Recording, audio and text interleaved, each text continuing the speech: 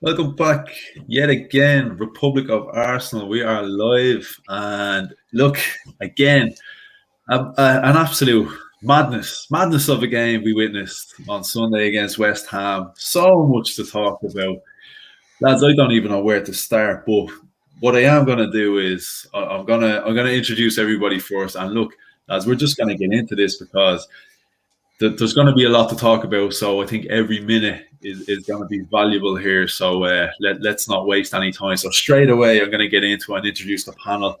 I will say a big shout out to everybody who is in the chats. Thanks for joining us. No doubt this is going to be a cracker of a show. There's so much to discuss. We're going to talk about that West Ham Arsenal game, and we're going to touch on the international break. So as I said, you know me, I go off on a tangent. I tend to waffle, and I've already done it. So I'm gonna waste no more time to introduce the panel. So first and foremost, I've got Matt from the AFC Red Room back again. So Matt, thanks for coming along. Hi Anthony, thanks for having me back. It's great to be on. Thankfully, we're talking about a 3-3 draw rather than a 3-0, 3-1 loss, which I thought we might have been at the weekend. So a little bit more positive, but yeah, plenty to chat about. So looking forward to digging into this one. Yeah, that's it. It's like, you know, Arsenal, 1 week they'll give us a game where you're struggling for content and you're saying to yourself, you know, how am I going to make this exciting for people to listen to? I don't think we've got that problem tonight, Dave. Dave from Out and Out Gunners podcast is here yet again. So Dave has come back. My brother from another Irish mother. How you doing, man? Big up, lads. Yeah, I'm delighted to be back. The contract is good. Look, you promised Guinness, so I said I better come back for a second time. No, there's loads to perfect. There's loads to chat about, as you said. So I'm looking forward to getting deep into it, as they say, and we'll go from there. Knee deep, isn't that the saying? So we'll get knee deep.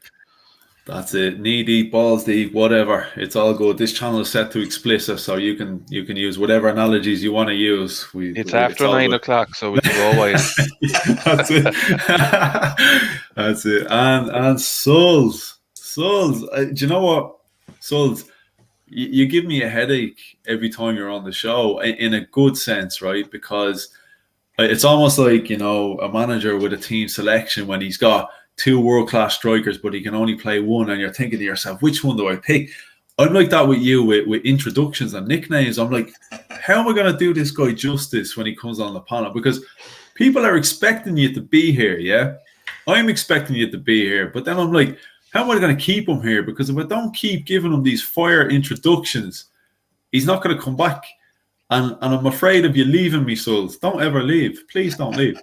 I need you, Sulz. I need you. But yeah, Sulz is back. The people will be glad to know Sulz is back. He signed the contract. He cracked open the can of Guinness. He's back again. He doesn't drink, but that Guinness is there behind him. Don't worry, not alcoholic ones yet before people get on my case. I'm not drinking, don't worry.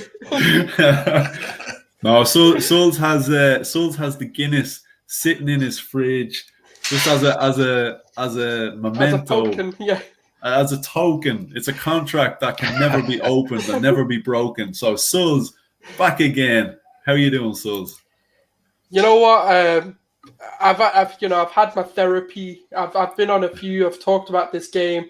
I've gotten a lot of it off my chest, should I say? And now I'm ready to kind of just look at it for what it is. And thank you again for having. I mean, this is my fucking channel, you know. So I can't really leave it now, can I? Like, I have to give the people the content, you know. And thank you to the panelists for coming on. I know I invited you on a very short notice. So yeah, no, but we'll get into the show. But obviously, we do have one more guest to introduce, the resident therapist. I think he's the one that needs therapy today. But I'll let Anthony introduce him. Oh, Sulz, no, I was letting you go with it there. I was the resident therapist that we all been counting on is the one who needs the therapist today. So, I'll step into that role. You've got a therapist, Sulz, today. You know, Take it away, Gunnar since '96. I can't even say you're the resident therapist today. Yeah, I think I'm definitely gonna need something today, or hopefully after tonight I'll be all right. But I'm still trying to wrap my head around what we witnessed on Sunday. I want to say thank you to Anthony for bringing me on. It's been a while. It's been a long time. And sorry, I was getting there. You jumped the gun. I was getting there. And Sulz as well, of course. It's been a while since I've sat down and had a good chat with you boys. Lovely to meet you, Dave. It's the first time that I'm on a stream with you. So it should be a cracking one. Thank you. Yeah, and look, what better stream to come on than but the Anthony and Sulz show, as the people know it as. But what a game to come on and analyze, whether it's for the right reasons or the wrong reasons, we're going to touch on. But yeah, lads, look, before we get into what went down, we'll get into the lineups. I'm going to start with Matt. Again, look, it's common knowledge. Arsenal will release a lineup no matter who they have in that team. You could bring back prime Thierry Henry. You could have Tony Adams at the back. You could put David Seaman in goal. Whoever you want to put in, a who's who. Somebody's going to talk shit online, and somebody's not going to be happy. As we expected, a lot of people not impressed with a couple of those names. Personally, myself, with hindsight, with the beauty of hindsight, I'm open, I'm honest. When I'm wrong, and I'm more than happy to admit when I'm wrong, and I'm more than happy to say when I messed up. I looked at Callum Chambers and I was shocked. And yeah, like I said, with the beauty of hindsight, it turned out to be a decent call. What were you thinking when you seen Callum Chambers and, the Aubameyang, Lacazette kind of partnership? Again, for me, not something I've ever been sold on. But look, your thoughts on the lineup when you initially seen it? Do you know what? I was probably more shocked by Aubameyang on the right than I was by Chambers in some ways. Chambers, for me, I actually quite like him as a player. I don't get all the criticism he gets. I think, yes, there's a couple of players ahead of him in that position, but I don't think he's a bad player. I think he gets a lot of crap off fans for not really a lot of good reason, to be honest. I'm really glad he kind of proved himself actually in that game, because he was probably one of the standout players in that match, to be honest with you. I mean, some of the crosses and balls he was sticking in, you're just thinking, like, where's that come from? So I thought he was fantastic, and he kind of proved a lot of people wrong, like you said. So with him, I wasn't disappointed. I was surprised to see him there, because you'd expect to see, you've got like the Bellerins and Cedric, etc., who could play ahead of him. But I was fairly reassured with him there, to be honest. I was just more surprised to see Aubameyang play on the right hand side, and I'm like you. That Aubameyang Lacazette doesn't really work for me. And to be honest, Aubameyang for me has been so poor and so inconsistent this season. I don't think he warrants a place. Actually, he's bench material for me. And do I feel bad for saying it? He carried our club for a period, but he's just not pulling his weight. So to be honest, there's players ahead of him that I would have stuck in that position. You got the likes of Pepe, really, who should have started ahead of him. So I was surprised to see Aubameyang there. Really, if he's not going to play up top, he doesn't play at all for me. But the rest of the squad, I thought, okay, you can take that. I don't think it was a particularly weak lineup, like you say. I think those were the only two kind of standout positions for me in the lineup that you could go, oh, okay, bit of a strange decision.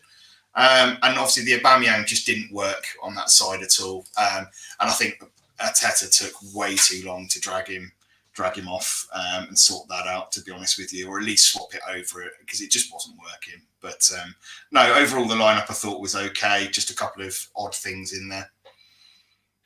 Yeah, do you know what? Like, I agree with you with Chambers. I guess I wasn't surprised at his inclusion because of his ability as a football player. I think I was more surprised because, he hasn't played a lot of football, and we've sort of established at right back it's either going to be Bellerin or it's going to be Cedric. And I think that's kind of what caught me off guard. I'm okay with Chambers as an option, definitely.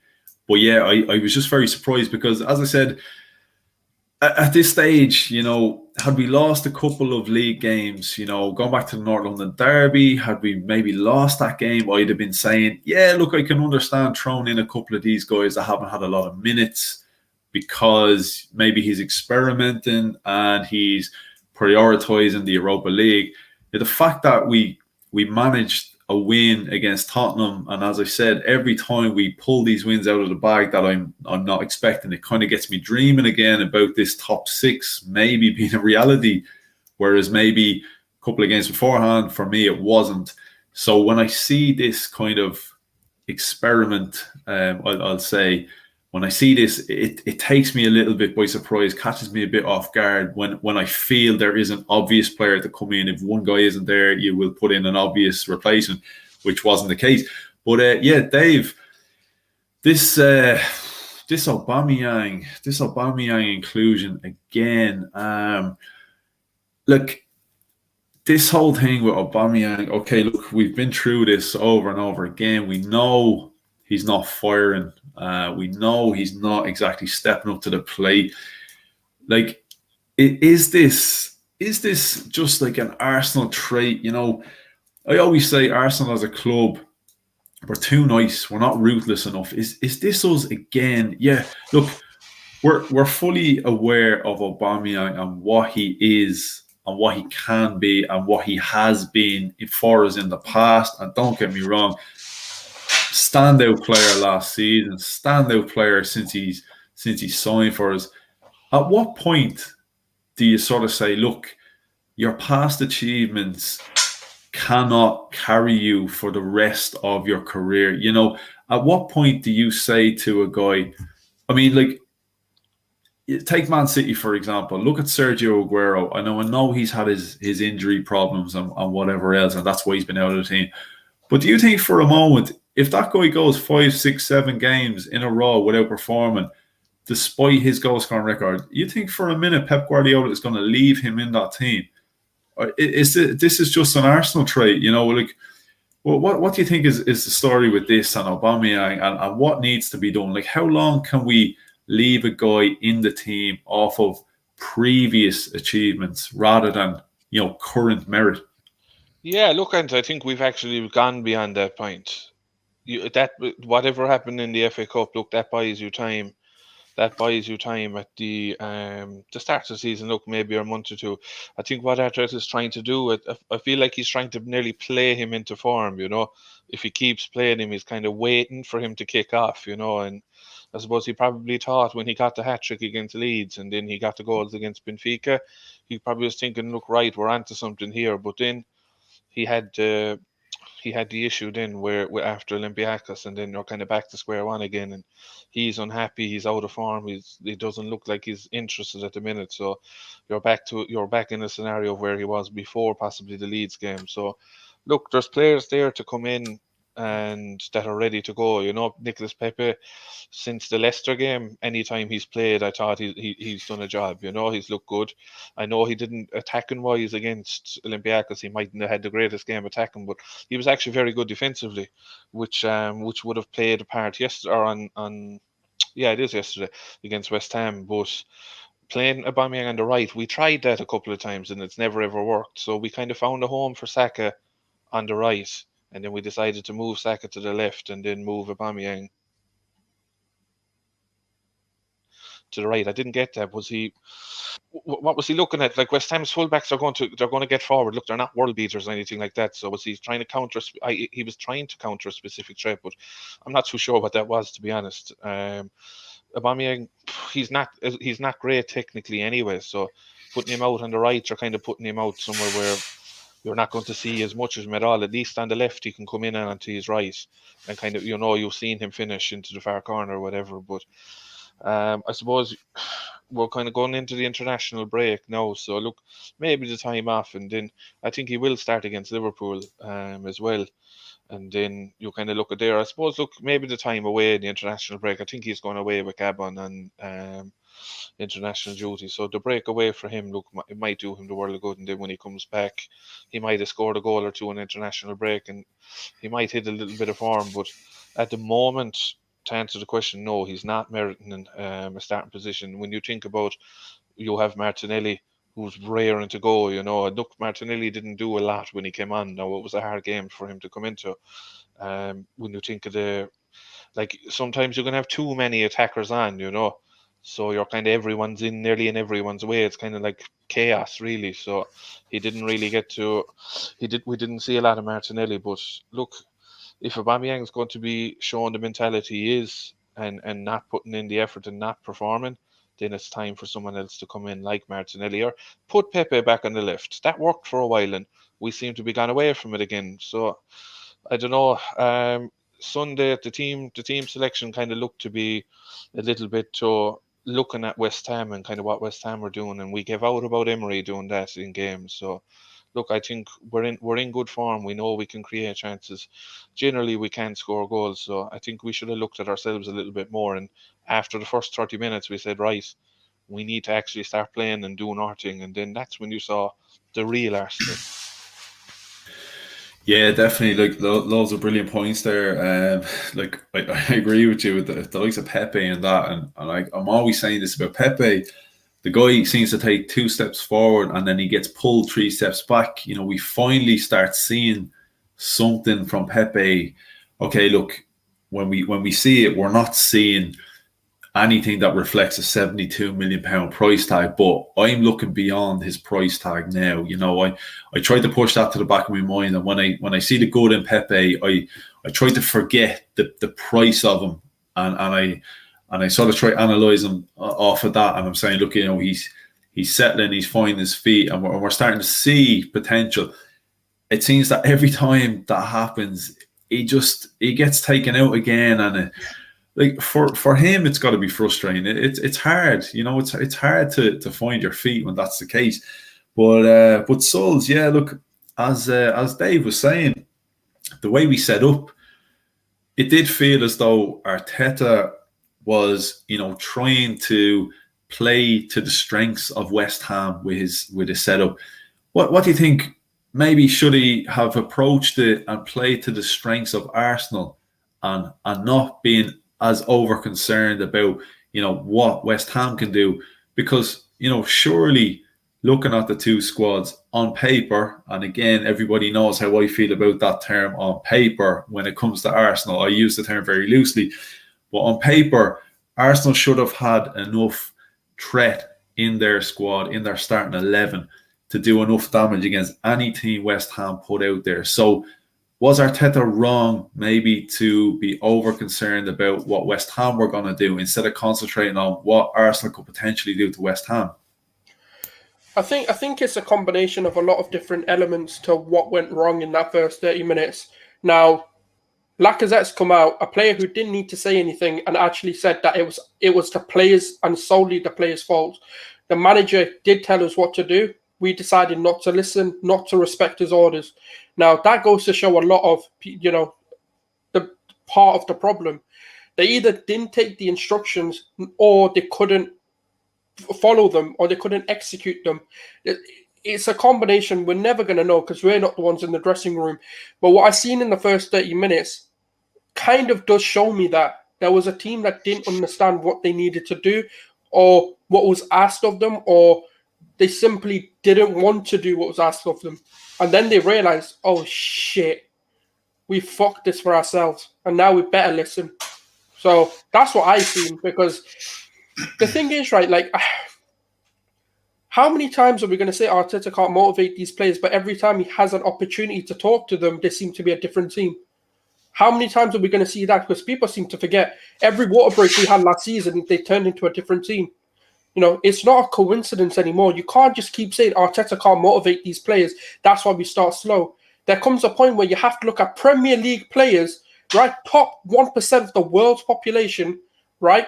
Actually, sorry, it's less than 1% of the world's population make it into the Premier League. That's flipping rare. That's a unicorn rare that you'll make it into the Premier League. And you're telling me that they can't motivate themselves. They're not playing for a relegation team that's relegated. They're playing for Arsenal Football Club. And you're telling me motivation is a problem for the players. Yes, I understand the manager needs to get them up for it. But isn't there no self-respect? Is there no self-motivation? Is there none of that? Are we just going to... The problem is, right, this is why I've said I'm not Arteta in. I'm just not blaming the manager anymore. That's the simple stance I've had. Because for far too long, and people want to take the easy routes. Oh, it's easier to get rid of one man than 11. But guess what? When the 11 are the problem, the one man can't change that. But, you know, when talking about, like, what's gone wrong, I don't think the approach was wrong. I said it to you, Anthony, just before we were talking. West Ham will come toe-to-toe, and they will come for us. I knew this. David Moyes, it was obvious. It was so predictable he was going to come for us in this game. If you look at any team, right, that's come to us and actually gave us a challenge, what is it? They've come for us. They've come toe-to-toe, and they've said, Arsenal, we're going to take you on. Any minute that mentality comes out of the opposition, we crumble. David Moyes he's not stupid. He knows that. Our approach wasn't wrong. When we put Chambers in, you know, that was not necessarily a bad move. I thought Chambers was a good move. Some of the players know, not of this thing you call Arsenal fans, know. Some of the players... Anyways, I don't really understand the question, but what I was saying is that, yeah, like the approach was right, just the execution was terrible in the first 30 minutes. Like after 30, how did it change after 30 minutes? Arteta didn't even talk to them. You couldn't have gone there and told them a whole new game plan after 30 minutes. But that team looked different after the third goal went in. Clearly, they then said, oh, we better fucking listen to the manager. Because clearly he knows what he's talking about. That's how I seen it. When Lacazette came out and said what he said, that just affirmed what I believed. I was really annoyed because I was like, nah, this definitely was not from the manager. Because I couldn't. If you can name me two players who were on the same wavelength in 30 minutes, I'll take your argument. But it seemed like Xhaka was doing his own thing, Partey was doing his own thing, Tierney was doing his own thing, and not one player or a set of players looked to be on the same page on what they were doing. That's when you know they weren't following instructions, or some were and some weren't. That's where the problem was. And you could tell. Secondly, all right, Lingard's goal. What was David Luiz? Look, you can blame Chambers for that. I understand. He was the only one not to pick a player out. I understand that. But David Luiz backing off again. He's been phenomenal. Don't get me wrong. He's been a brilliant centre-back that's been good for us this season. It's been crucial. But you're backing off. You can't do that. You give half a chance to a Premier League player, especially with a decent amount of experience, they are going to bang. That's what we've seen. They played Antonio made the right pass into Jesse Lingard, and that was a superb finish. Second goal. You get taught that when you're one. Even before you start playing football, when you're just watching football, you get told, do not turn your back on the ball. Be alert. Play to the whistle. What did they do? Turned off every single one of them, including Kieran Tierney. Every single one of them turned off. You never do that. It was brilliant. Alertness from Lingard. He took full advantage of that. We can't complain. Third goal is what we've done all season. Allowed crosses to come in. We just seem to never stop. Tierney, right, seems to never stop crosses from coming in. I have to say it. I try to be as fair as possible to every player, and I'm going to call out what they do wrong. Tierney seems to be one player. He does everything right, but he seems to let too many crosses come in. And that's a flaw in his game. And the reason why people don't call it out as much is because of how much he recovers that. But the problem is, we've now seen what it can do. When you just let it go for too long, someone's going to punish you. And that's just what simply happened with the third goal.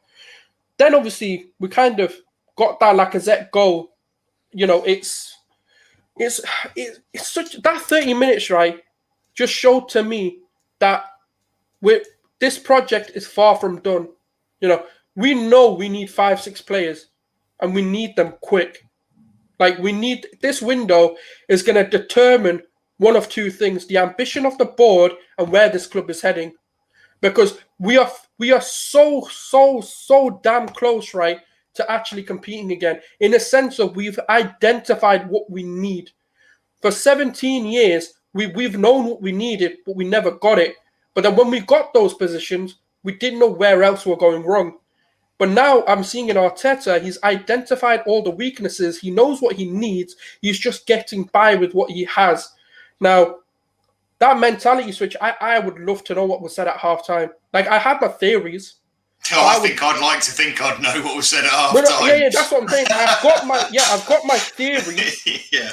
But knowing La Masia and knowing like the coaches of Barcelona, like that's why I've got a good theory of what must have been said. But obviously we'll talk about like the second half and stuff. Obviously you're going to ask us, but that's kind of my evaluation. I think the reason why we're starting so slow is just because decision making in this team is poor from every single one of them. The problem is these players can't make decisions quick enough when the ball comes to them. They seem to need 5 touches before they think, oh yeah, now let me pass. They dwell on the ball too long, and that becomes an issue. If you want to play this out of the back, it's not a problem. The players aren't the issue. The system isn't the issue. It's their decision making. It's not quick enough. If they were more decisive with what they wanted to do, you'll see that these players can do that. That's all it is. It's just getting their decision making to be sharper and quicker. And that's what I'll say on the 30 minutes. Problem is, Sulz, that first 30 minutes, we couldn't even be decisive with the ball because we just didn't bloody see any of it. We were second to everything. Yeah. We didn't see any of the ball. They absolutely dominated us, absolutely beasted us for half an hour. We were lost, completely lost. We didn't know what to do. Yeah. You know, we hadn't woken up. We were like we just all got. It was like they'd all just got out of bed and didn't have a clue what was going on. You know, to be fair to West Ham, they played really well, but we were just absolutely shambolic that first half an hour. And like you say, you're quite right, that how it took for us to go 3-0 down, for us to go, shit, we're in trouble here. You know, we need to switch on and do something about this. It shouldn't take 3 goals. And it's like the rest of the season, it's taken us either until the 80th minute to actually start turning the screws and actually put something in the back of the net and start making something of the game. You know, or we go 3-0 down, or we have a red card. It takes something ridiculous for us to switch on in our brains and go, right, and now we need to do something. And you were talking about, I mean, obviously we'll bring that up later in the international break, but things to work on. Jesus Christ almighty, that is definitely something we need to work on. That's why I didn't want to get too deep, because I know later on we are going to...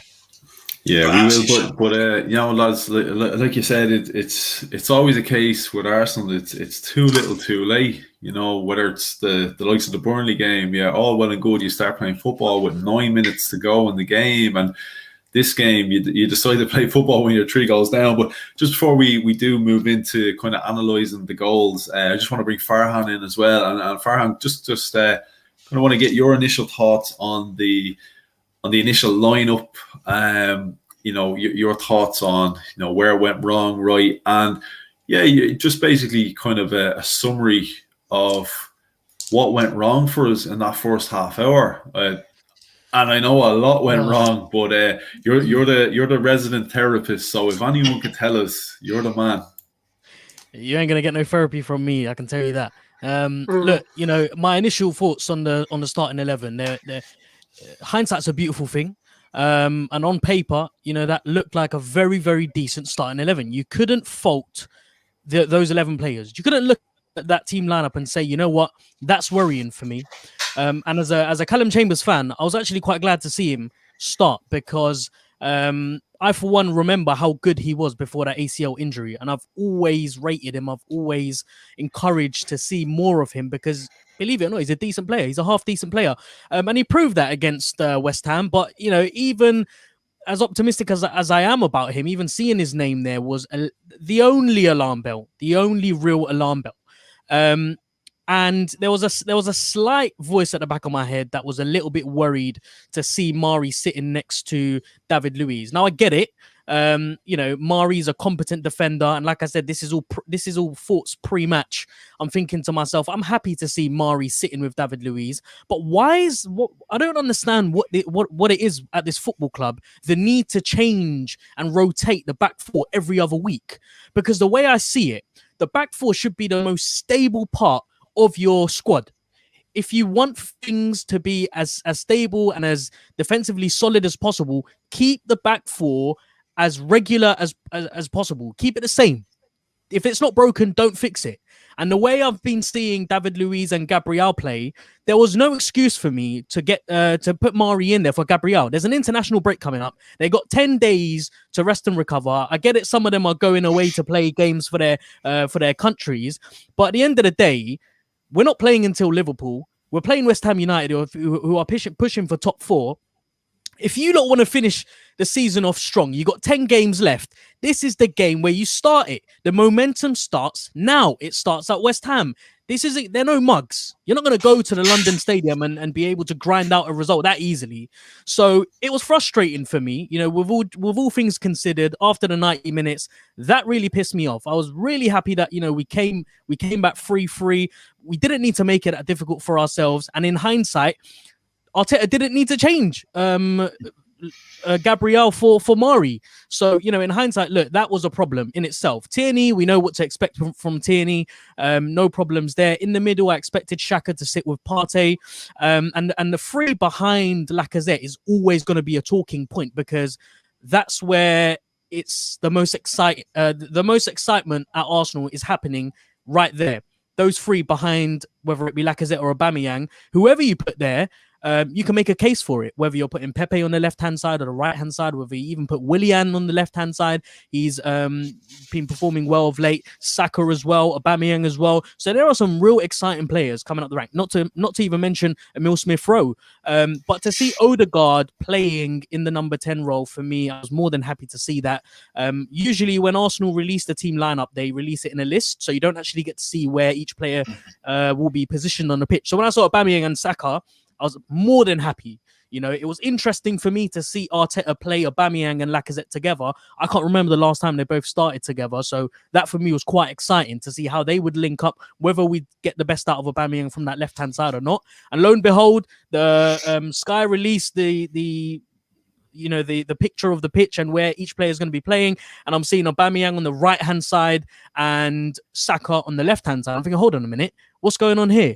Because this is the first time I've seen Aubameyang play on the right-hand side and Saka on the left-hand side. So unless this is part of Arteta's plans, unless he is specifically tactically drawn something up specifically for this game, there is no reason why you need to play Aubameyang on the right-hand side and Saka on the left-hand side. And it didn't work. It did not work. And this is where Arteta needs to take responsibility. And this is coming from someone who really likes the guy. I mean, I'd put him right at the top in the Premier League in terms of managers and the way that and the things that they've achieved. He's done wonders at the club so far. With the transformation in the way that we've played football. But that, for me, was wrong. You don't play Aubameyang on the right-hand side because that's not where he performs, and you don't play Saka on the left-hand side. I mean, you can, but we conceded 3 goals. And, lo and behold, the moment we concede 3 goals, he switches them back around. Aubameyang then moves to the left-hand side, Saka moves to the right-hand side, and we stop conceding goals.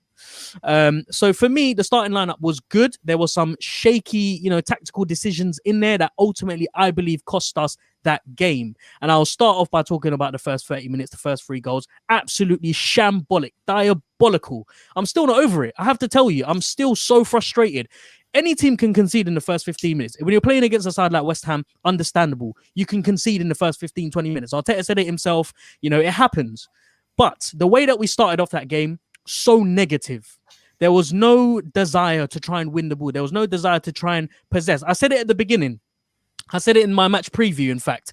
If you're gonna win this game, you need to go toe-to-toe. You need to go toe-to-toe with a team like West Ham. You need to dominate and you need to be aggressive in the opening 10, 15 minutes to set the tempo. Now, if you're not going to set the tempo, when you've got players like Declan Rice, when you've got players like Jesse Lingard, who's been phenomenal for West Ham, reborn, you've got players like Ben Rama, what are you going to expect? They're going to absolutely come at you and tear you down. And it was so disappointing to see Arsenal negative. But we've seen it before. We've seen Arsenal start negatively, grow into the game eventually. So when they conceded that first goal, for me, I wasn't losing my head. It was a great goal by Jesse Lingard. It was a great piece of play. They hit us on a counter-attack. We grew back just 5 minutes prior to that goal. We were, starting to possess a little bit, starting to grow into the game. And then that wonder goal came. And what really amazed me is what happened 2 minutes later. Because Sulz touched on it. The first thing you're taught in football, you do not turn your back. And I get it. Sometimes it happens. Complacency happens. At the end of the day, these guys, they're not robots. They're human beings. Okay? But what I expect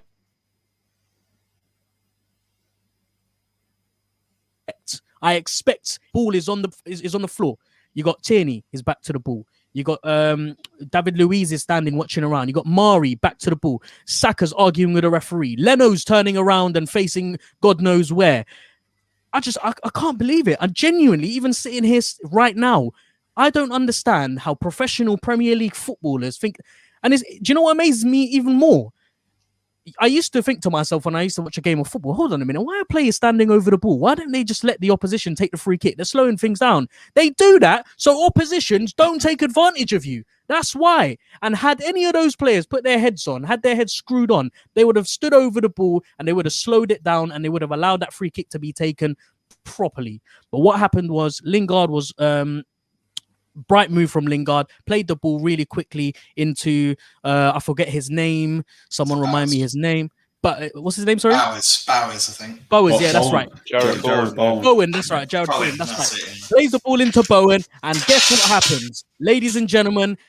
Leno is beaten at his near post.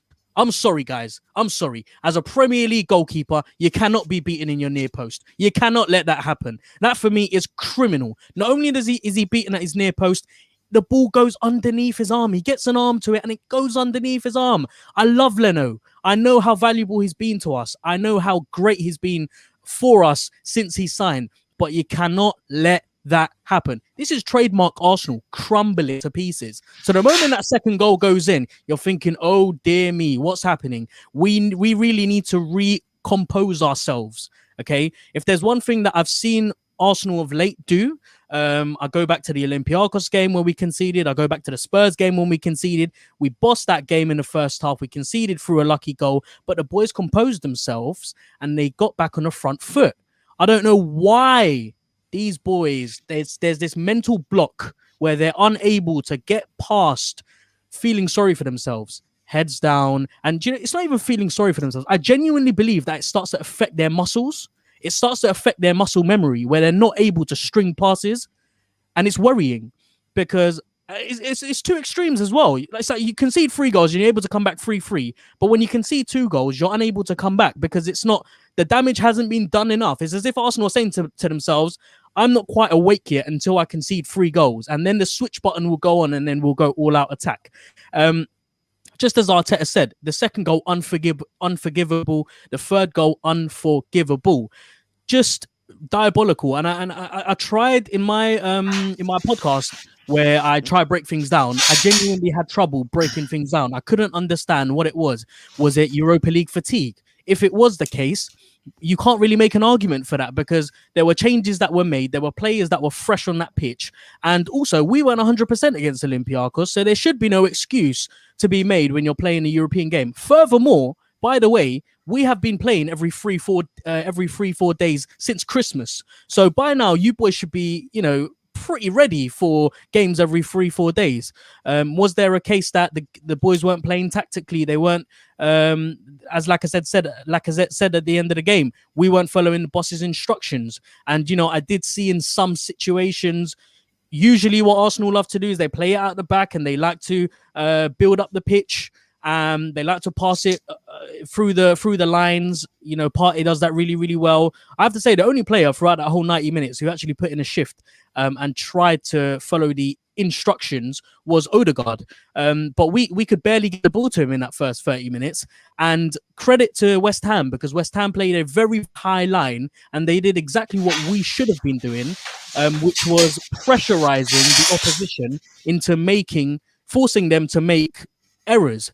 And to say that, Arsenal aren't able to play against teams that put such high pressure on them is to be a little bit delusional. If you think back to the game that we played against Southampton, we lost in the FA Cup, fine, but then we went to St Mary's again in the Premier League. We absolutely schooled them at their own game. And what do Southampton love to do? They love to be they love to be the first at the ball. They love to play a high line. They love to put you under pressure. They love to play high energetic football, and that's why they're in the semi-finals of the FA Cup. And look, Arsenal went there and they beat them 3-1. So I don't know why they couldn't do the same against West Ham. But look, we'll get into the second half and what happened eventually. But, someone's going to have to give me some answers as to why Arsenal performed the way they did in the first half, because I still can't find the answers. We're fragile, Farhan. We don't have the mentality. We don't... there's just something about this team that we just don't have that mentality between us. We're just too fragile. We're weak. Really weak. Matt, sorry, just to add to that, actually, I made a video today talking about Arteta's press conference, and he mentioned something. There was a really, really good question where the reporter asks, is the inconsistency about changing the culture around the team over a period of time, and is that your most difficult challenge? And he says, probably. Now, I'm not worried about the culture because we've come so far on that. I've seen so many positive things to be confident with what I'm saying. Sorry, today was one of those again because I've seen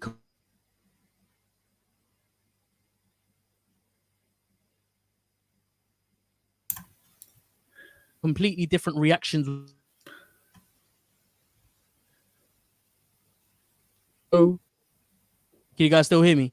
Yeah, you're back in the room. You're back in the room. Sorry. The internet is trying to ruin my dialogue. This is important because Arteta talks about the culture and he talks about the cultural changes that he's trying to make at the club. And the report asks, do you think that these cultural changes are having a detrimental impact on the pitch? This is an argument that we should be looking into more. Because if you think about a traditional football team and the years of culture and the years of training that they would have had, specifically at Arsenal, Arsene Wenger came in 96. He left in 2000 and whatever, God knows, 22 years. He established a specific type of culture within the club. Arteta comes in. Forget about Unai Emery, that's a blip. But Arteta comes in, he drastically changes everything from top to bottom. All of a sudden, Sven Mislintat is gone. Raul Senyehi is gone. Edu's made head of football, whatever the hell he does. Arteta is now, he's not head coach anymore, he's the manager. The Cronkies have shifted their power dynamics from father to son. I think that Arteta, the way that he wants to run this football club, the changes are happening so fast that these players don't know how to react to it because he's expecting them to now change their characteristics, change their psychology, their approach to the way that they play games and to the way that they just do things generally at the club. And so, I think that's something worth talking about. Yeah, Farhan, look, I think you definitely touched on something there. That's something I've thought for a long, long time. Even before Arteta came in, I thought initially the first guy who takes over from Arsene Wenger is gonna have to change the culture around the club. Unfortunately, Emery was not the guy that was ever going to be able to do that. He had the communication barrier, and I just don't think he had that personality. Okay, people made an argument like this guy was at PSG, he managed superstars and whatever else. At the same time, I think to a certain extent those superstars managed him. He wasn't given full control over the likes of Neymar and that. The owners had a big part to play. It wasn't his fault, whatever. I sort of excuse the whole, as you said, the Emery period was a bit of a blip. Arteta, yeah, I can see what he's trying to do. I can see the shift in mentality, expectation. He set the bar higher. He's definitely set the bar higher. And I think it's a wake-up call for a lot of these players. I think a lot of these guys, we've said this for a long time, going back as far as the latter days of Arsene Wenger, maybe the last, you could nearly say 10 years of Arsene Wenger. A lot of those guys overstayed their welcome and were hanging on because Arsene Wenger was like a father figure, and he had so much trust, so much faith. And don't get me wrong, it was it was a beautiful thing that he had that with his players, because we didn't see that at other clubs. But at the same time, this is why we lacked the success of other clubs, because we didn't have this ruthlessness. We didn't have this, ability to, switch our perception of what we should be as opposed to what we wanted to be. Arsene Wenger had this, I love these guys. They are like, my sons. I want them to do well. And he had all the faith and trust in the world. And I think as outsiders, we looked in and said, you know what, they're just not good enough. They really aren't. And he almost had too much of a bond.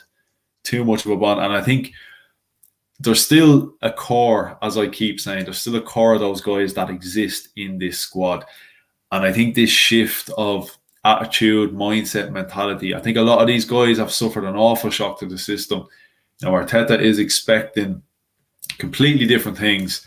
It's a different culture at the club now, and a lot of players are struggling to adjust to the fact that, no longer is Arsenal a place that you come to just to coast, just to get by, just to pick up a paycheck and live a good life in the middle of London. This is not what we want to be anymore. This is what we have been. And I think the likes of Willian still had in his head when he signed for Arsenal, yeah, Arsenal's a great place to go for the last 3 years of my career because I get to stay in London. We'll chip away at the Premier League. We might get Europa League football. Everybody's happy. I'll make 220,000 a week and life is good. That's okay. If Arsene Wenger is still there, you may have done that because he had a way of pulling it together that we would achieve at that time the bare minimum, which was top four. That was the bare minimum. And he had a way of doing it. So everyone had a cushy life. You pull your weight enough that you can achieve the bare minimum and no one's going to say a word and we're all happy. Now, that's not happening anymore. We're scraping by, and the guys who are coasting, I think, are being found out and they're being caught out. And Arteta is trying to get rid of them. And look, I'm all for that because there has to be a shift in mentality. But as you said, it takes a long time. This is 20 odd years of this mentality. It cannot change overnight. It cannot change within a season. It could be 10 seasons before there's a shift at the club. There's going to be existing staff and coaches and whatever else that have been there and still have these morals of old, if that makes sense. So it's going to be a long process. It is. It's going to take time, but I like the path that Arteta is trying to follow, and I like the direction he's trying to go with it. I don't know if some of the players do, and for me, when Lacazette came out and said what he said, it sort of felt a little bit like, I want to get everyone's feeling on this. I'll start with Matt. The Lacazette interview, and I've seen a couple of people take it different ways. He basically came out and said, along the lines, and this isn't quote unquote, this is just my perception of it. He basically said, look, we were 3-0 down. We didn't follow the game plan the manager had set for us. And then suddenly they decided to follow the game plan. And look what happened. Now, people are saying Arteta got it wrong. Arteta did this, that, the other. Arteta didn't motivate them. If the players are coming out and saying, he gave us a plan, we didn't follow it. Look at the predicament we found ourselves in. We copped on. We start following it. Should Arteta not get some praise for that? 100%. I think that tells you it's a player problem and not a manager problem. If your own players are coming out and saying, we didn't follow the plan that we were given, that's a player issue.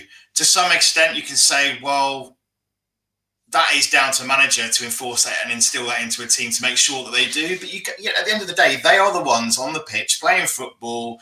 A manager can give them all the tools to do their job. He can give them a plan. He can train them, day in, day out, go through all these drills, go through videos, analysis. At the end of the day, these guys are on the pitch playing football and they've got to go and execute it. So, yeah, absolutely. It's a player problem. I think Arteta is probably only 80% of the way there in terms of being ruthless enough.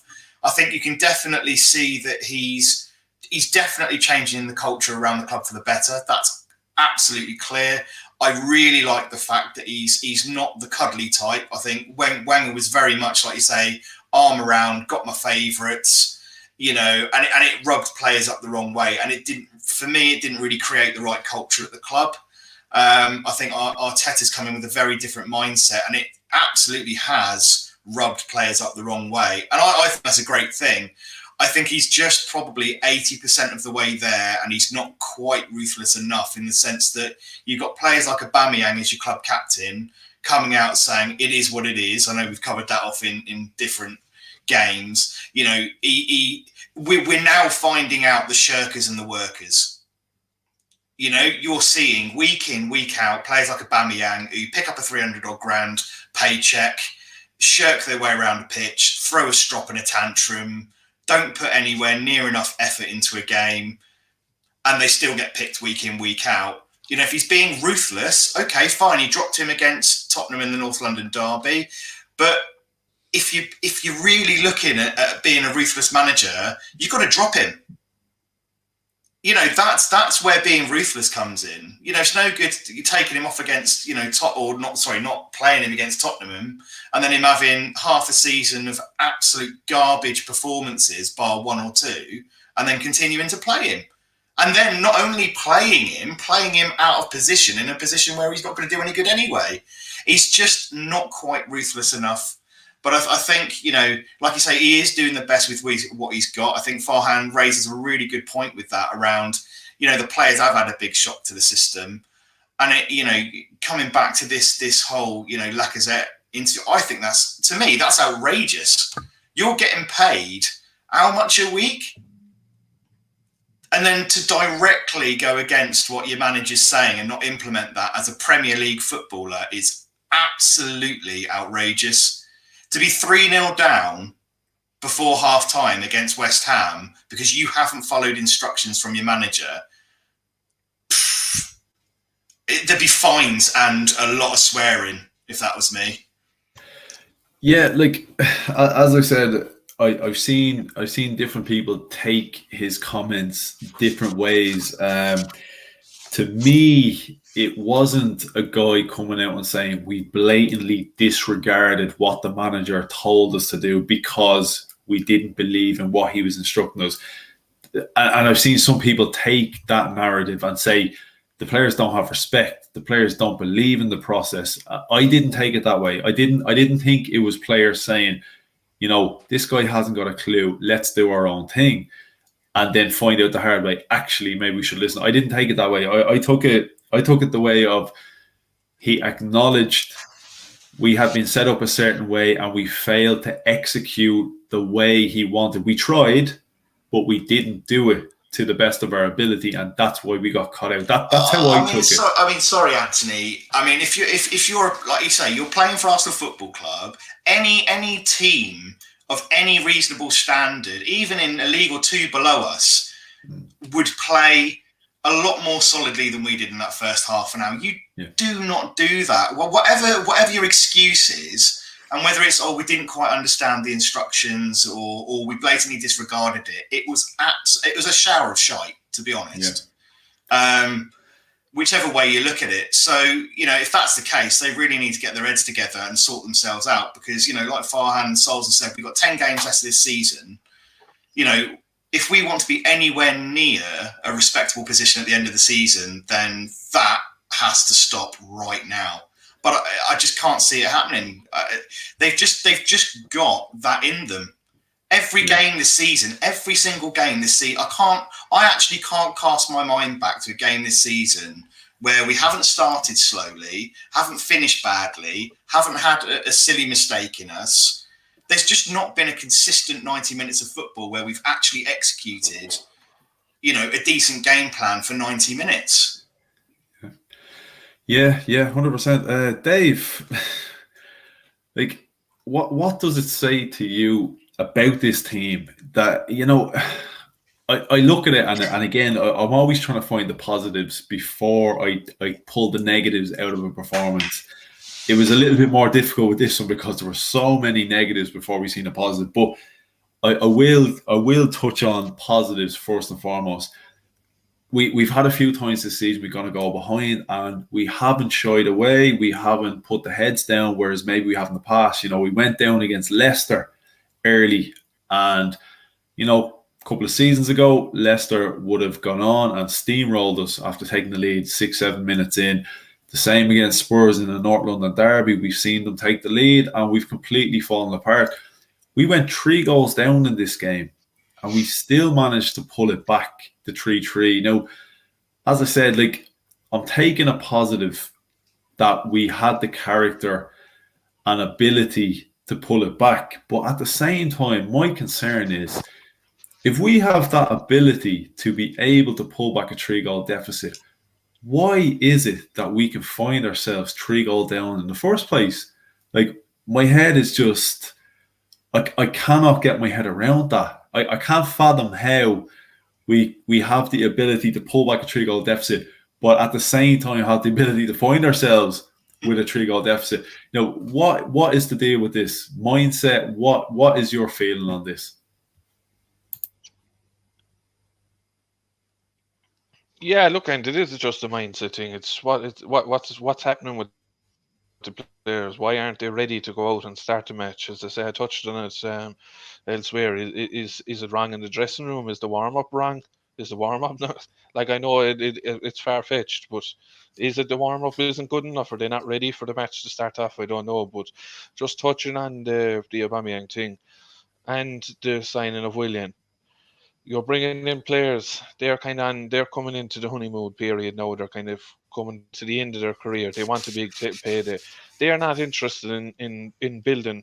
This team is building for a couple of years, 4 or 5 years of success at the top. They're not going to be around for that. So it doesn't look like to me that they care. So they're kind of in. We'll pick up our paycheck and go. Look at Man City. They're getting rid of Aguero. He's not signing a new contract at the minute, and he's the top goal scorer at the club. They're getting rid of him. He's gone. There'll be a new man in. They do it at Chelsea. They do it at Man United. Aubameyang wouldn't have got a contract at those clubs. I don't think he would have. And certainly not a pay rise. He wouldn't have got a pay rise, that's for sure. The City got rid of Vincent Kompany. He was their captain, and they said, look, we've had enough. They didn't give him a year or 2 years contract. They said, look, it's time for someone else to come in and do it. But it was the same with Willian. Why are we signing Willian and playing Willian where Martinelli and Pepe can be playing? They're the future, not Willian and Aubameyang. So those guys have been playing, but there's players there that are getting treated unfairly, and there's players then that are playing that shouldn't be playing all the time. So there's a few players that are sitting there looking at. You can tell it yourself if you're even playing local soccer. If you feel you're better than a player and he's playing all the time, you're kind of going like, why should I put in the same effort when I know he's going to be playing, But I suppose starting off, as we've touched on it, and Sulz touching it, is we've come out from water breaks, raring to go. We've turned games around the water breaks. We've seen it in the FA Cup. So it's not as if it's a manager. It seems a mentality thing. And we had it under Wenger. I don't think Emery ever changed it either. I think we're still kind of in that run of the wrong mentality. The club is going backwards. Because Emery came in, look, he had a run of 22 games and went unbeaten. That was kind of the highlight of his career. How we ever win 22 games unbeaten in some of those games is beyond me. But we kind of seen we are where we are. We finished 6th, I think, in Arsene Wenger's last season. Emery finished 5th. Look, we could have got top 4. That would have been a miracle if we got top 4 under Emery, and even won the Europa League with the players that we had, because the team is probably worse then than it is now. But we're actually, funnily enough, it's still we're actually worse off than where we are. Look, you could take COVID and that into the example as well. But I suppose, when you look at it from the point of view of you're coming out playing games, we're making our own mistakes as well. I always say it, how many teams have broke us down? And look, you could, from the first goal that West Ham scored, you could say, look, that was a good goal from West Ham. Players get pulled out of position and that, but you can't take that away from West Ham. But we did it against Leicester, we've done it against Burnley, we've done it against Southampton, we've done it against numerous teams. We're giving away stupid goals. We did it against Olympiacos. We have to stop giving away stupid goals and switching off. It seems like in the bigger games, we know we have to be switched on. I think maybe an ego thing comes in, going, "Oh, sure, look, we're only playing West Ham, lads. We'll beat these. Look, we'll do the job. We'll do enough, and we'll beat them." It could be that. That's probably wrong as well. Look, so but I suppose people will say, "Look, is that not the manager to come out there?" But the manager can't go out and put the ball in the back of the net for the players or make the tackles for the players. You can only motivate a player for so long. But yeah, look, touching on what we did do in the second half, we kind of seen who we saw our leaders, and we saw the men that wanted to shy down, and you can see why Odegaard is captain of Norway. When you look at his performance from the 30th minute, when we actually started getting the ball to him, he pulled the game by the scruff of the neck. Chambers in the second half was brilliant. It was just on a madness. Do you see even for his pass for the Lacazette chance that was cleared off the line? How good was that pass? Yeah. The outside of the foot. If Ozil done that or Odegaard done that, we'd be seeing highlights of that for the week. Yeah. Where I didn't just seeing Callum Chambers do it was mad. Look, is he the answer long term? Probably not. But yeah, I suppose the mentality was right in the sense that when we actually needed to go down and come back, we can do it. But you saw with United as well; they were doing the same. They're we're waiting for teams to do something for us to start. Which, look, that's why we are where we are as well. We're not as good as United as well, where we have individual players that will pull us out of the fire, whereas United have Bruno Fernandes, he's crazy, but he'll score a goal, he'll make the pass or whatever. We're lacking that yet, so that's why you see the difference between us and them. But I suppose, look, mentality mentality is the big thing, and I don't know, we've got the bad eggs out that Emery didn't seem to get out, and there's still, if you're looking at around the team, it's Aubameyang and Willian that I would say seem to have the worst mentality. Everyone else seem to have the right mentality. Look, the other question then is, are they good enough? Look, we've seen this season that some of them aren't. We've the nucleus of a good team there, but we are still 5 or 6 players short. But I think from a mentality point of view, the bad eggs are kind of gone now, and it's just a matter of getting in what we need to get in the summer with Arteta's players, and then he'll take us that step further. Yeah, I hope you're right, and I do agree. Look, the bad eggs, we can see them going out the door, and I think now it's a case we need the older eggs out the door, the Aubameyangs, the Willians. Even, look, I don't want to criticise them, but the likes of David Luiz and that, look, these guys aren't the future. It is time. It is time to move on. And again, absolutely no criticism of David Luiz. I think he's had a solid season, but it's time to focus on the future. It's time to stop handing out these contracts, to the older players. Dave, even that, you touched on the rootlessness of Man City and that, with company and players like Aguero. As I said earlier, the likes of Aguero was absolute legend at City, but they are that rootless that they're acknowledging, look, this guy has his best years behind him, irrespective of what he's done. It's a case of, look, you know what, fair play to you. We appreciate all the work, but see you later. We've got someone else coming in next week to replace you. But Arsenal's not the case. It's not. And I understand there's levels to this. We are dependent on these players, whereas City can afford to allow these guys go, and it's easier for them to recruit the next generation. They have the money to do so.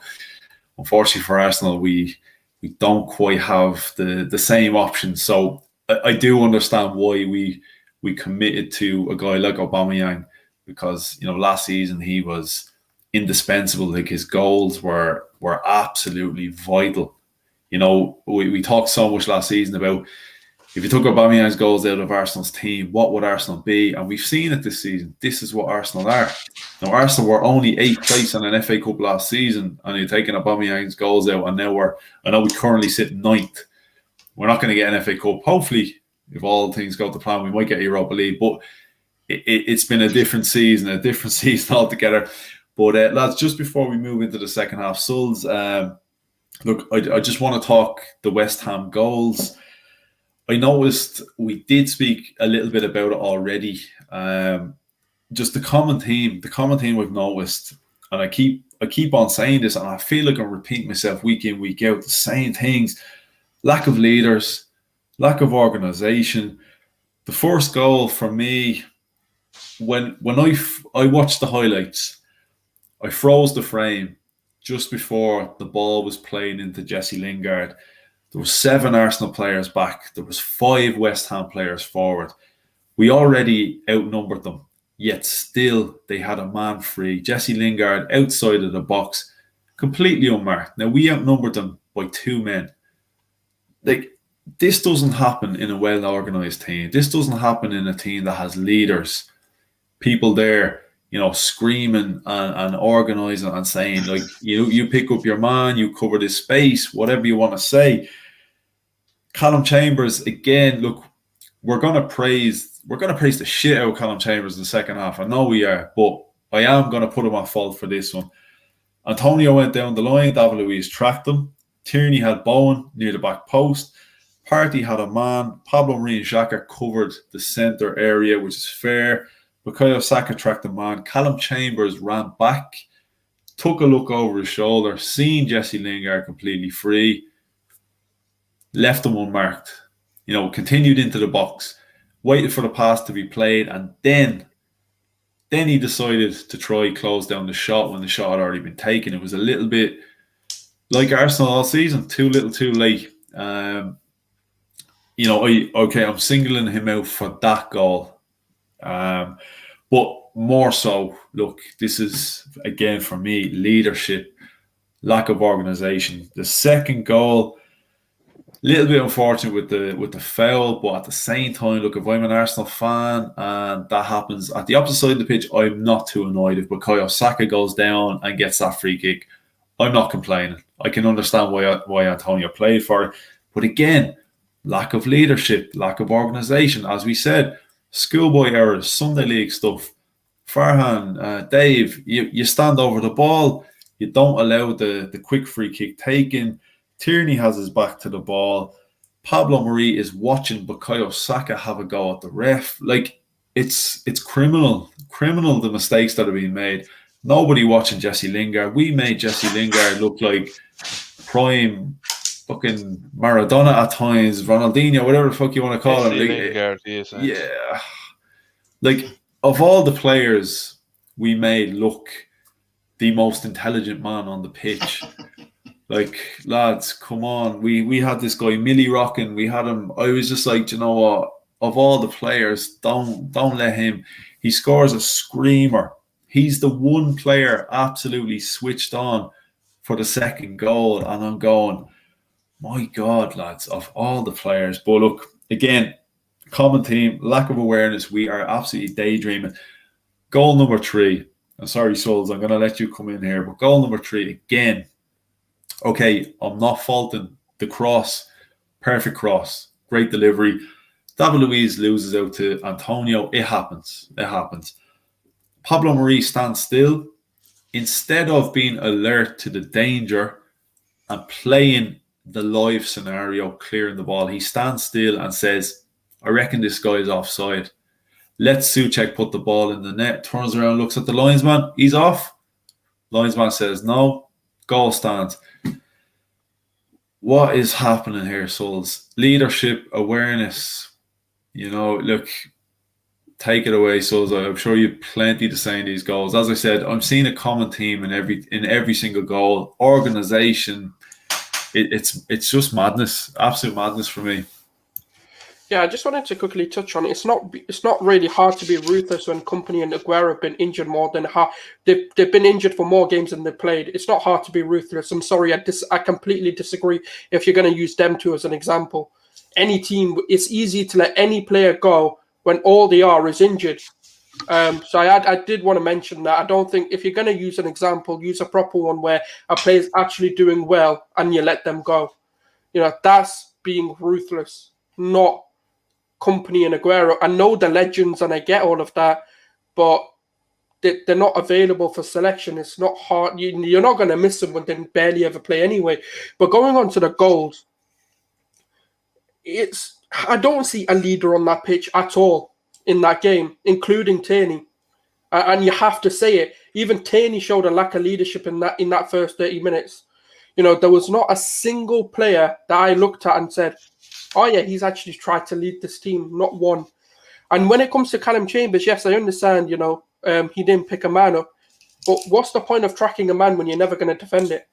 You have to, David Luiz had to take some sort form of initiative and actually do something. He just let Antonio do what he wanted to do, whether that was run past him or whether to make a pass across. He was allowed to do what he wanted to do. Hence, the goal came as well. So you have to put some blame on David Luiz. Yes, Callum Chambers should have picked a man up. I understand that. But you just simply, this is the problem all season. We're just on the bylines, we're just allowing too many players to do what they want. Tierney, again, that third goal, for the cross. Yeah, it was a good cross. But what the fuck was Tierney doing? Why are you not stopping these crosses? When it's once, I can forgive it.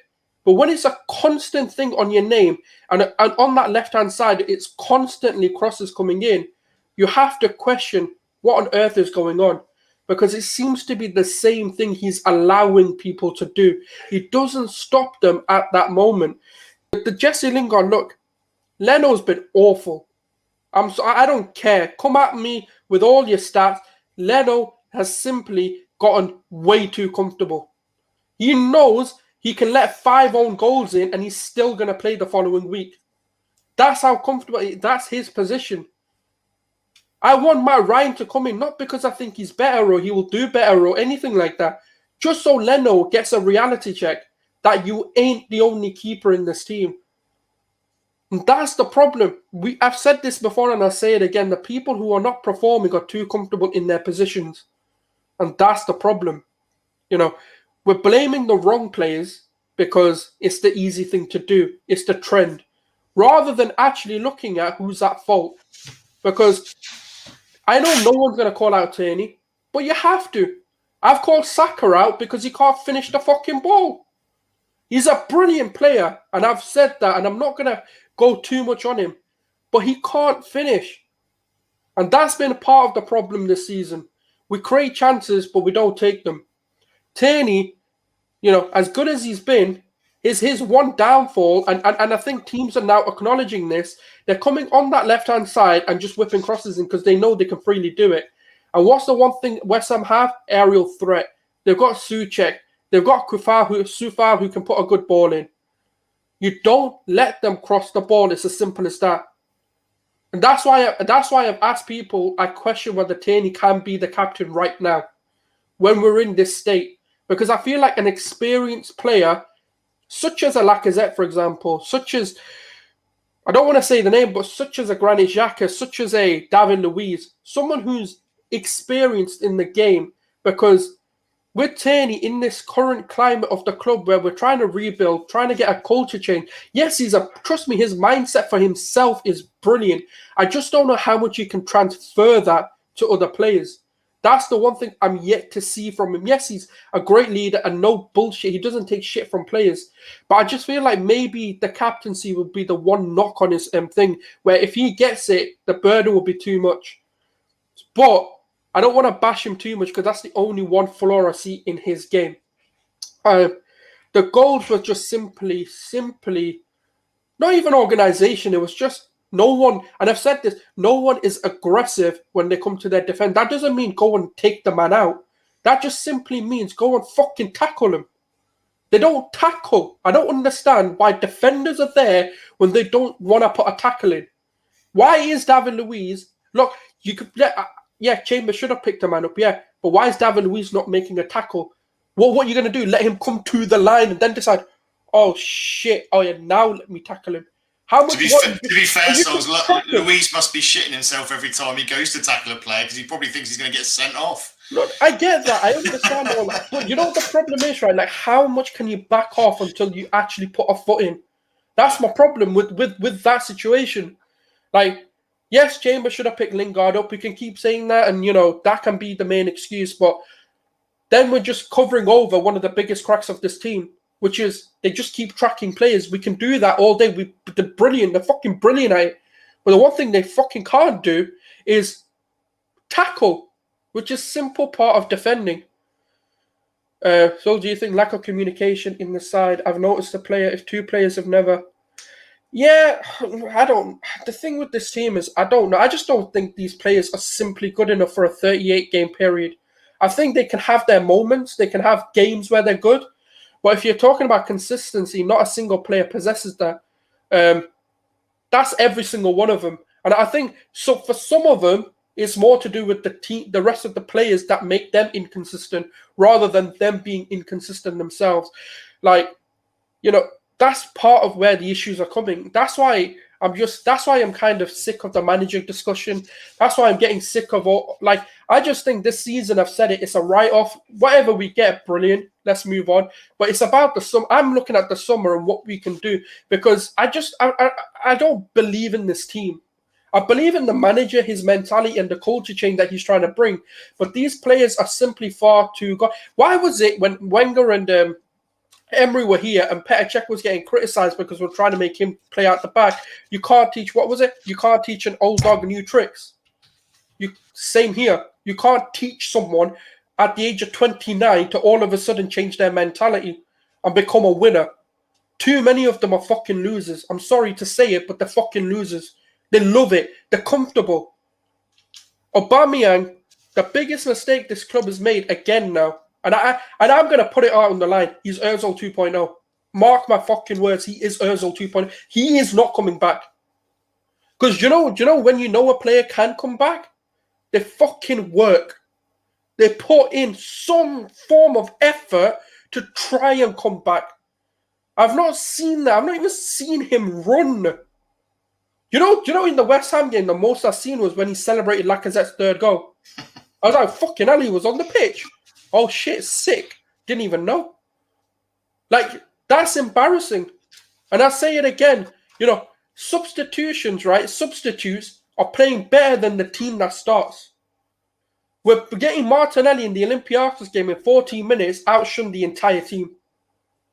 Pepe comes on, outshines the team. A guy that's been out for the whole season comes in, outshines the team. How many times, right, are we going to sit here and say, these guys are taking their opportunities, but the people who are there, the problem is right back. The reason why you're getting so many good performances is because there's three. You can talk about whether you like Bellerin or not, but he's always going to be in the conversation of maybe getting a start. Cedric's there. Now Chambers has announced himself, because even against Burnley, I don't think he was too bad. It was this comeback game, hence why he played the way he did. But there's three. Xhaka knows he's comfortable, but I don't think he's been too bad. Partey knows when he plays, he's comfortable. That's why he's been a bit but I do think he's still adapting to the league. Martin Odegaard and ESR know every time they come on that pitch, they have to give themselves a good account, because they'll be swapped for the other player. Like Aubameyang, club captain, so you can't drop him, which I don't agree with. Leno, far too comfortable. I'd rather go put a raffle up and let the fans come and go. Just to prove the point that you ain't going in net if you ain't performing. Like, I put Runnison in there just to get Leno to think, oh shit, my position ain't my position. Do you know what, right? The biggest mistake this club made was saying to Emi Martinez that you'll have to earn, we can't just give you this number one spot. Do you know what they should have said? If the board wanted to be a big club, that was their moment. They should have said to Leno that, unfortunately, this man is playing well, so you ain't coming back until you prove yourself. And that's the thing. So it's gonna take time. This isn't 1 year, 2 years, 3 years in the making. This is 17 years of dog fucking shit mentality that we're trying to change. It's as simple as that. We need, whatever we do, do you know what it is? This fan base, if they were running the club, we would never see success. Because the minute there's one bad hurdle, fuck the manager. Rather than identifying what on earth has gone wrong. Are you telling me that the mistakes and that are leading to our losses and drop points, a manager can change? No, because it's a problem within the players that you can't change. That's the thing. That's what I seen in this game. I seen players, even if you bought in a card, okay, yeah, the system would have been different, but they wouldn't fucking listen to it, would they? So yeah, bring your Carlo Ancelotti's in, bring your Pep Guardiola's in. But if they're not listening to them, what are they going to do? Oh no, sack the manager because he's 10th. It's all the manager's fault. Not the 11 players, not the 6, 7, 8 players who have let down 3 managers. No, it can't have been them. Coincidentally, the same players are letting the same manager, different managers down, but it can't be them, can it? There comes a point where you have to look at those players to be simply not good enough. And that's what I'm going to say on that. Yeah, look, Sulz, you're definitely not wrong. Look, plenty of harsh truths, definitely there. I think a lot of people find it hard to disagree with a lot of that. As I say, the truth hurts, but we're gonna try and embrace some of the positives. We are gonna try, because it wasn't all doom and gloom, and this is where we need to bring in the resident therapist. He's got to help us out with this now. Look, Arsenal 3-0 down. The world is absolutely falling apart. What the hell is going on with Arsenal? 3 goals down after half an hour. And then out of nowhere, Cafu himself reincarnated. Cafu Callum Chambers comes up out of nowhere, swings the ball in. Beautiful control by Lacazette. Fires the ball into the back of the net. 3-1. Game on. Complete switch in attitude, mentality. Arsenal get their tails up. They got the belief. First and foremost, at that moment in time when we pulled it back, Farhan, did you think realistically we could pull this back? Because before I'd seen the stats, I had seen the stats to say that I think West Ham, they're up there. I don't know whether they're leading the table in goals conceded in the second period, the second half. I'm not sure if they're leading it, but they're up there. They are. The most goals in the second half of any Premier League team. Now, before I'd seen that, and bear in mind, now I watched this game back. At the time, I had only the radio to listen to, and I was listening to the commentator, and he was pretty upbeat about Arsenal's chances. So again, I couldn't make my own judgment, but he was pretty upbeat. And I was sitting there thinking, before I'd even seen this stat, he had me believing Arsenal could actually get something out of this, although I couldn't actually see it with my own eyes. But what were you feeling in that moment in time? But what was it realistic at that point in your belief?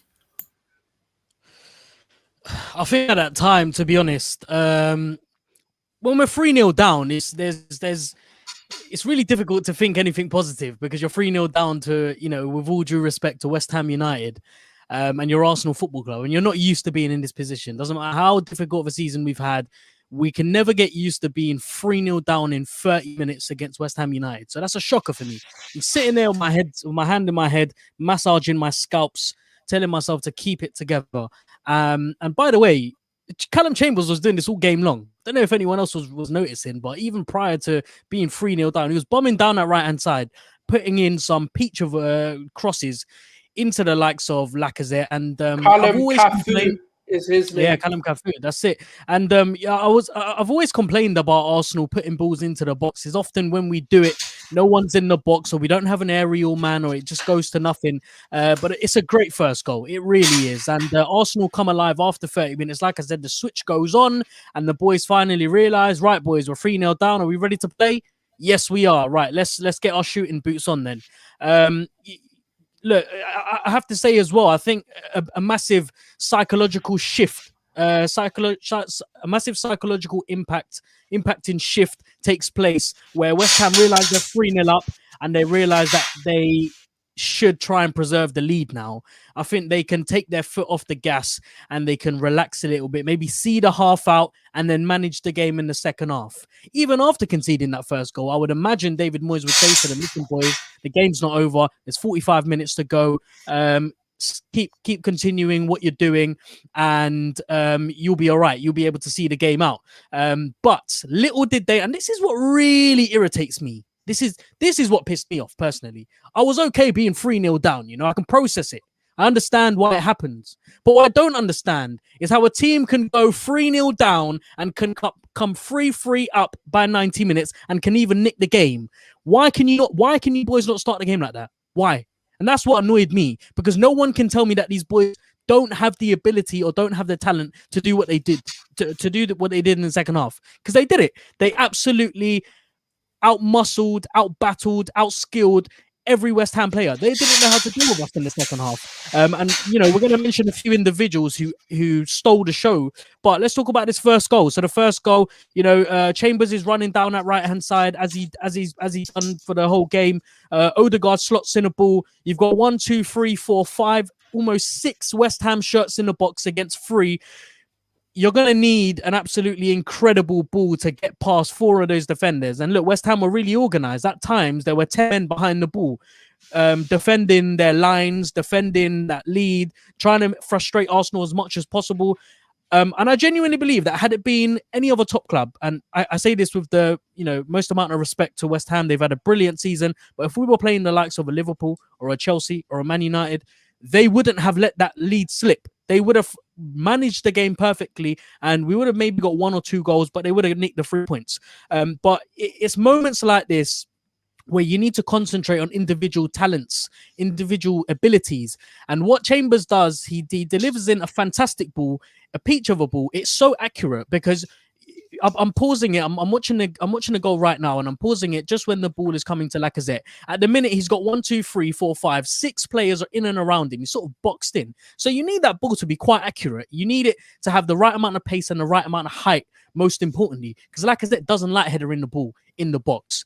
He's not that big. He's not that strong. Having said that, his hold-up play is great. But when you're pinging balls into the box for players like Lacazette and Aubameyang, they need to be pinpoint, they need to be perfect, and this is a great ball. But enough about the ball. What really got me is the touch from Lacazette is absolutely top notch, top quality, and that shows me a player who's on top form and on top confidence in comparison to a player like Aubameyang, where when he's one-on-one against a goalkeeper and he dinks it over, you're expecting it to go in straight away. Any trademark Aubameyang goal is one-on-one, dink it over the top, and it's into the back of the net. And Aubameyang struggled. He really did. Isolated himself out of the game. I think playing him on the right-hand side ultimately was the downfall to his performance in that game. But even moving him into the left-hand side, he didn't recover. So anyway, the ball comes into Lacazette. Great touch. Has a really good shot.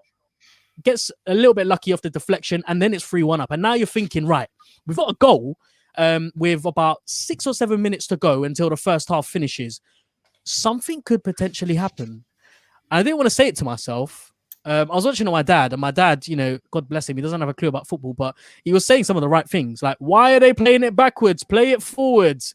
Why making the most obvious remarks? And when Lacazette got the goal, is screaming up and down, I'm looking at him thinking, we still got 2 more goals to recover, right? But look, he gets the goal. It is a step in the right direction. And following on from that goal, Arsenal were in their element. The momentum had switched onto us. It's as if we had switched shirts. We were West Ham and they were Arsenal. And I'm thinking to myself, right, I don't want this half to finish because we are doing so well. Halftime whistle blows, they go in, and then we realize who Arteta really is. And this is important. That halftime interval is a very, very important short space of time because you realize what type of manager you have with the team talk that Arteta or the manager gives. Not only do these boys come out and they score 2 goals, but they come out from the very first second. They're there, they're focused, tunnel vision. You have to remember, guys, I mean, I don't think we're giving these boys enough credit. They came 3 goals down to clinch a point against West Ham United, against a top form West Ham United, against a team who has a manager who is making them play like a top 4 team.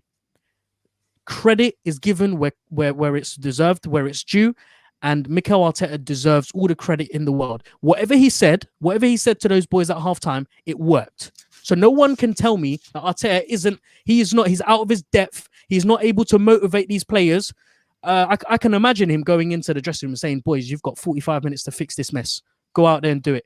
And that's exactly what they did. They came out and the attitudes changed. And I need to talk about a few players that really shifted the dynamics in that game.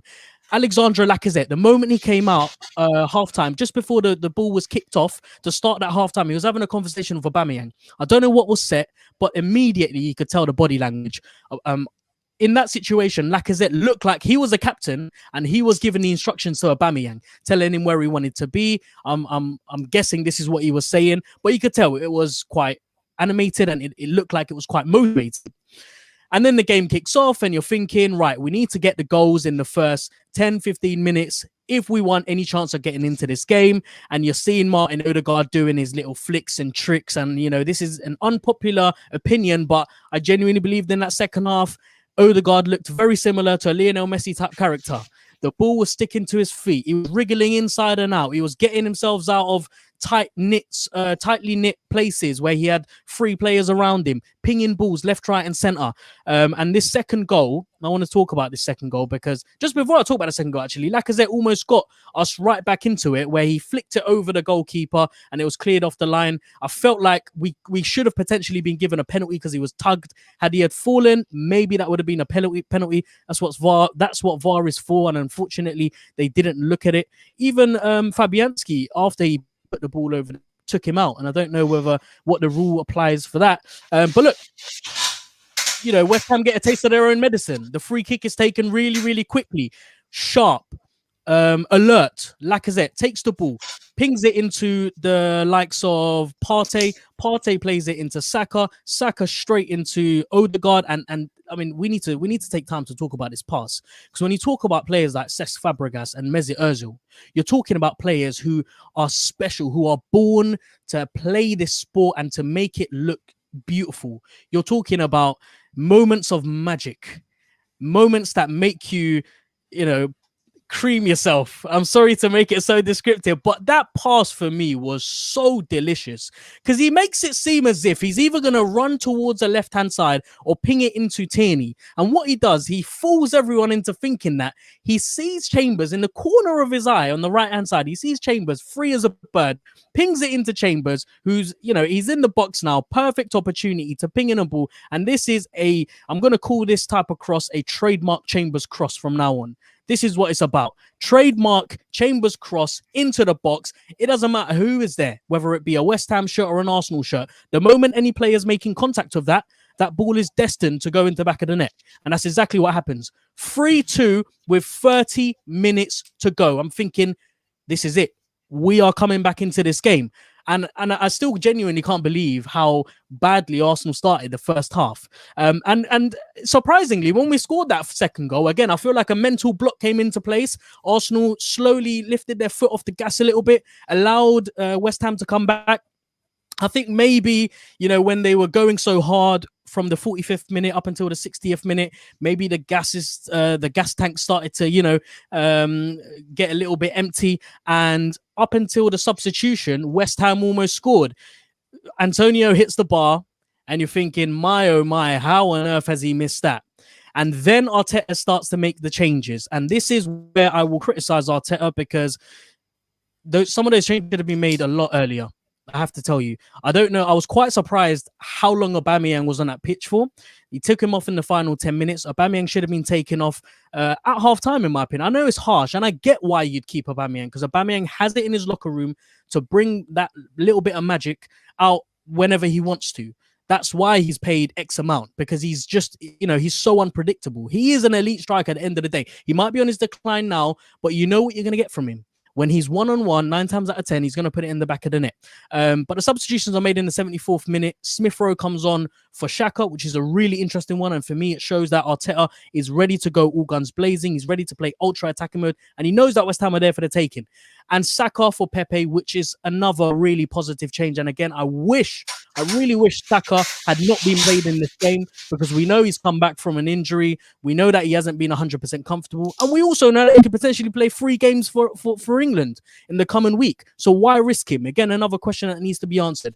But nevertheless, the changes are made, and then we see the goal. In fact, we don't see the goal then, but we see Arsenal start to really put the pressure on West Ham, who again are starting to play with 10 men behind the ball. It's not until Martinelli comes on, and I know Dave said that Martinelli didn't have the greatest of games, but let me tell you what Martinelli brings to the game that no one else does.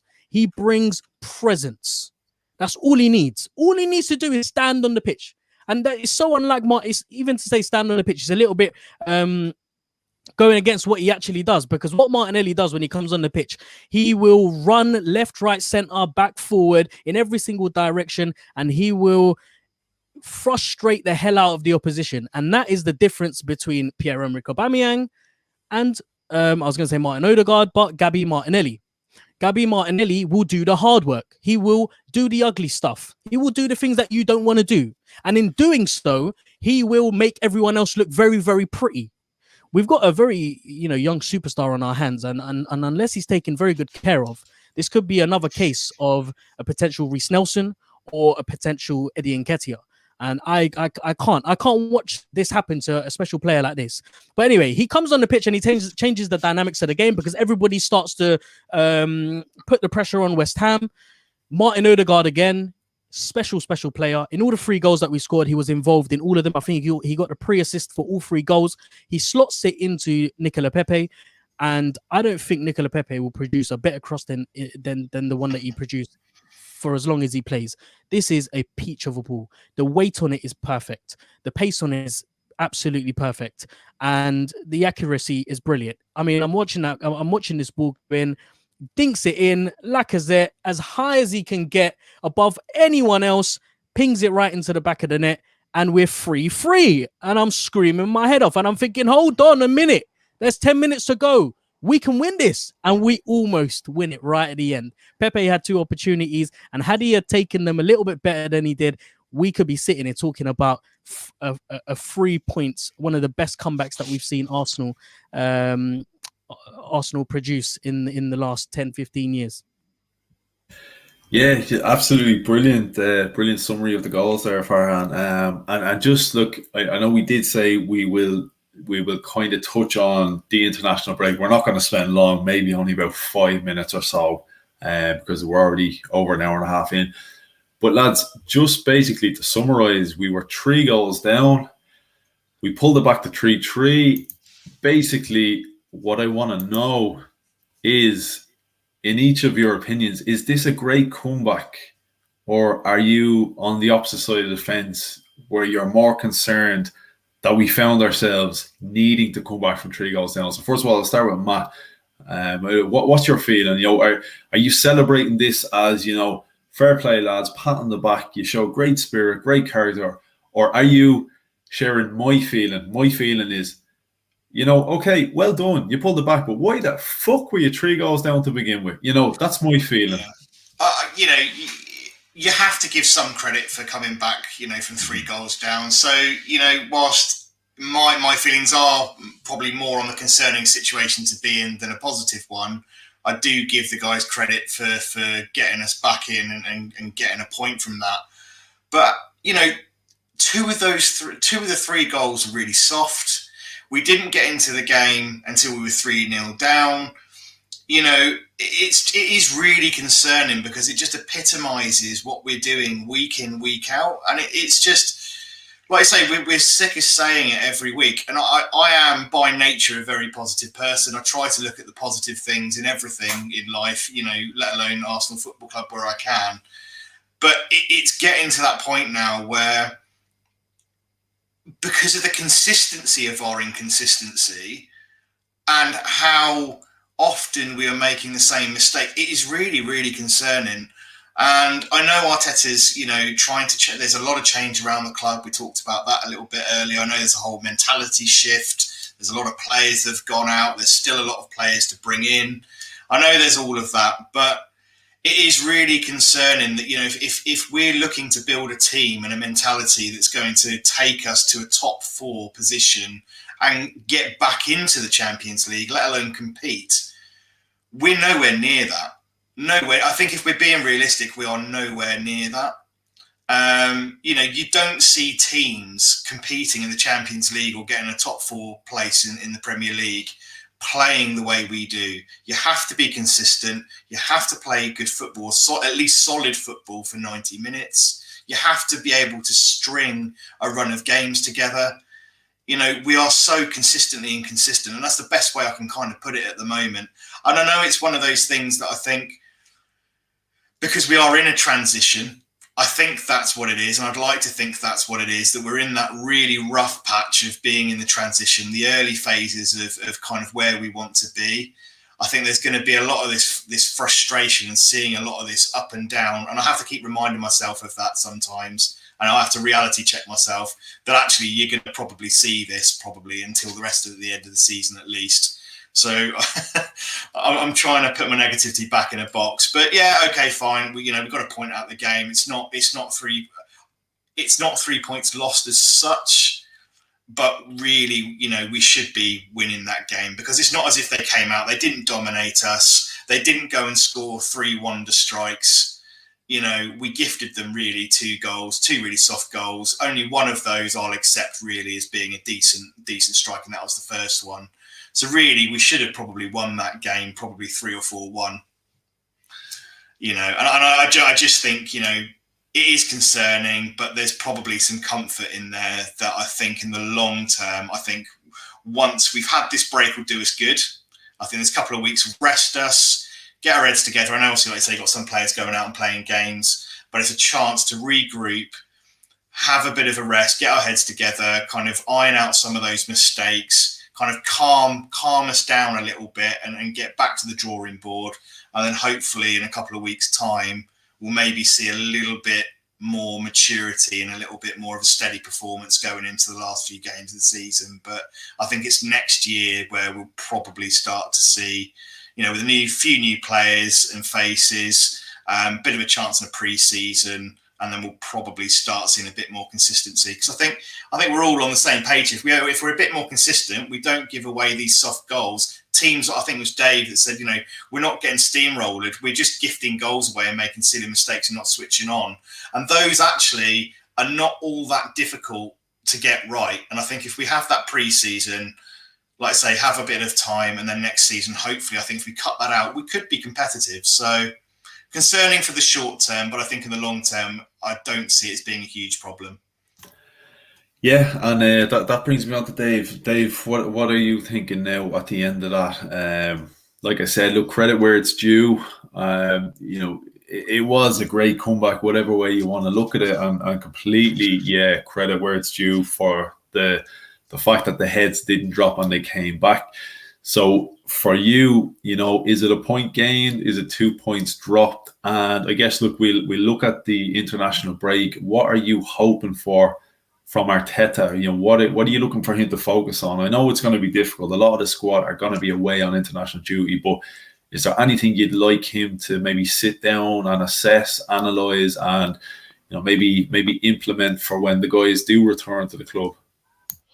Yeah, look, I suppose, and it's a hard one to really think about. It just kind of depends on how you see it. I see it as a good point if you're 3-0 down and you come back and draw 3-3. Like, I'd be over my own local team here, and if we were 3 down, we came back to 3-3, you'd have to praise the mentality and say, look, lads, you fought your way back. You made the issues for yourselves, so go out and sort it. And I think that's what Arteta did. I like that he didn't make subs at half time. He was like, look, you're putting in the shit show. You caused this, so you go out and fix it. So I know you could say sometimes I do think he is slow about making substitutions, but no, on Sunday he was right to send them out again and say, sort out that mess. But look, I'll take it. I suppose when you're 3 down, any game we're 3 down. I think that's our second time ever doing that in the Premier League. So look, you probably have to see it as a point gain. You go back and assess it on the training ground and assess the match afterwards and have a look at going why we were 3-0 down, and I suppose taking in from that. Look, I suppose from international break, you kind of work there. There's a chance to work with some of the players. You've fellas like Reece Nelson and that haven't getting game. Look, it's a chance for them to see what they can do. And I think the South Americans called off all their international games, but I don't know if that affects us too much anyway. There's no one even off the top of my head. William, but he doesn't even play with Brazil anymore. So that's all really. Look, I suppose just to sit down. I think what they'll be doing now is the planning for the summer is going to be done. I think at this stage, that's not going to be done now. That's already done, I suppose, even before Christmas. When you look at what clubs do, and they've kind of the players they want identified at this stage, and I suppose it's a chance to reassess them and kind of look at what we went wrong. I expect us to come out and we'll have our homework done when it comes to the Liverpool game, and I suppose we'll see a good performance there. I think we usually do step it up in the big games. I think what's actually worked against Arteta is because the players haven't been good enough at times to actually implement the plans that he wants to do. We could see the game we lost to Man City at home. I think everyone could see what the idea was and what we wanted to do in that game. It's just the players aren't capable of doing it. Well, some of them, of course, but there is others there. As I said, there's 4 or 5 there that you would keep. Just to touch on it as well, I see a lot of slander for Partey in the last 24 hours after the game against West Ham. Well, I don't get it. Look, he isn't fully fit. We know that, but were people watching the game with their eyes closed? He is what he is. He isn't going to be getting on the end. Like, he's not going to be assisting every game or scoring every game. He's going to break up the play. He'll play the ball into Odegaard. You see what he does compared to Xhaka and El Neni and Tobias. There's none of these. There's not going backwards. It's not going sideways. He's popping it into Odegaard. He's giving it into Lacazette. And immediately you're on the front foot.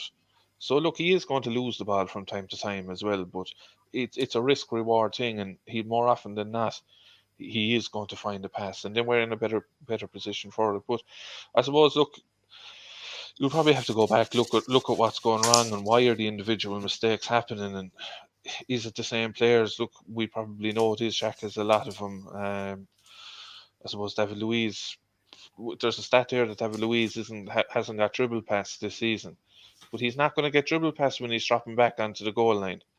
He's not stepping out and actually tackling. I see the same with United fans would be saying the same with Lindelof. He's not getting dribble pass because he's not tackling. But yeah, look, my key thing from the international break is I want Ireland to score a goal. I haven't got one of those, and I think it's the whole of 2020 we went without a goal. So whatever about Arsenal, I'm going to park Arsenal to the side, I think, for 2 weeks and concentrate on getting a goal with Ireland, and then we'll come in. Then we'll look forward to the Liverpool game. Look, we've nothing to fear for the Liverpool game, and as I say, the homework will be done. He'll sit down. Arteta will have a look at Liverpool again, and he's a good record against Klopp as well. So I think, look, it's the thing is now is to see what we can do, get the players out there, have a good end to the season, and we have something to build on for next season. It's his first full season as well. We see with Guardiola. Guardiola got took some beatings in his first season as well. The game that sticks out to me was the 4-0 at Goodison Park. So it is in Rome, wasn't built in a day. So there is players to get out. So look, it's with the international break, it kind of came at the right time. So we have a chance now to sit back. There's players gone out in international duty. There's players there that he can work with, and then gear up, I suppose, to hopefully to a good end of the season. If they can work on Partey not shooting, or at least improve his shooting, so he might actually have to keep it down a bit if he tries to shoot from 30, 40 yards. He'll score one in the Europa League final. Do you know what? I hope that's right. But every time, it's just like, Partey, can you keep the ball down? If you're going to have a pop from 30 yards, at least try and keep it below the bar. He had one in the second half. He'd won in the second half against West Ham, and I remember running him on, and I was thinking in my head, please don't shoot. Please don't shoot. Arteta must be just going, Partey, don't shoot, whatever you do. The only thing is, if we can get Thomas Partey working with the coach that's been working with El Neni for his shooting, maybe we'll get somewhere. But Dave, thanks for reminding me. We have the international break, and we have an Ireland game coming up, and what better fixture to follow up from? An absolutely crazy come from behind 3-3 draw to go into an absolute snooze fest, bore, 0-0 draw. Probably be watching Mitrovic roll around the field trying to get half the Irish team sent off. Yeah, that's going to be a spectacle and a half. So we're going to need the beer goggles for that one, Dave. But so Sulz, we'll get your opinion. What are you feeling coming out of this game? Happy? I have a feeling you're not going to be too overly impressed. Again, point gained, points dropped. Happy, pissed off, and what is your feeling? What would you like Arteta to be focusing on while he has this 2-week gap? In the context of the game, it's a point gained. But going into the game and the way that I thought, we'd approach it, there's some concern. There's a lot of cracks that have opened up. I'm not saying that we didn't know these cracks were there to begin with. That's not what I'm trying to say. We knew that this is the game. If you ever wanted to watch a game a 90-minute game to explain to you what the problems of Arsenal are, just watch this. From minute 1 to minute 90, you'll understand the season. Because this is prime. We have the ability, we can have the mentality, should I say, to actually go on and do something.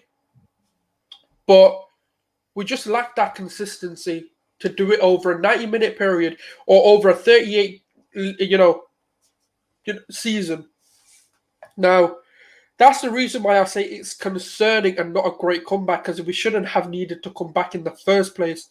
And I understand what people are going to say about in regards to, but West Ham are a good team.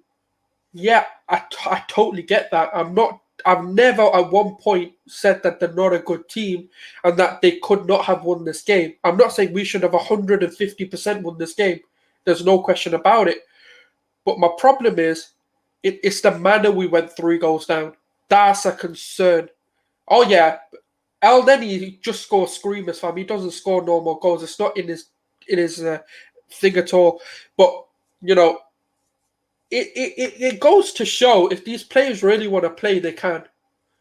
But that's why we need to get upgrades. That's why we need to get players in those positions, because they'll give you that. Like a Basuma, like an Anguissa, like your Max Aarons, your Tariq Lampteys, your Hakimi's, your these players, have the mentality that are going to push you forward. They're young players with chips on their shoulders to come and prove something. Unfortunately, we've got too many players who have gone there, done that, and they're just here for an easy ride, like we've said this. In terms of what Arteta needs to work on, for me, I like the way I like his thinking of the way we want to start, the way he wants us to start games, in a sense of he wants us to slow it down and just play possession-based football and suss the opponent's tactics out. Because it's going to be one of two things. You're either going to sit back or attack us. There's not really much more than that you're going to do.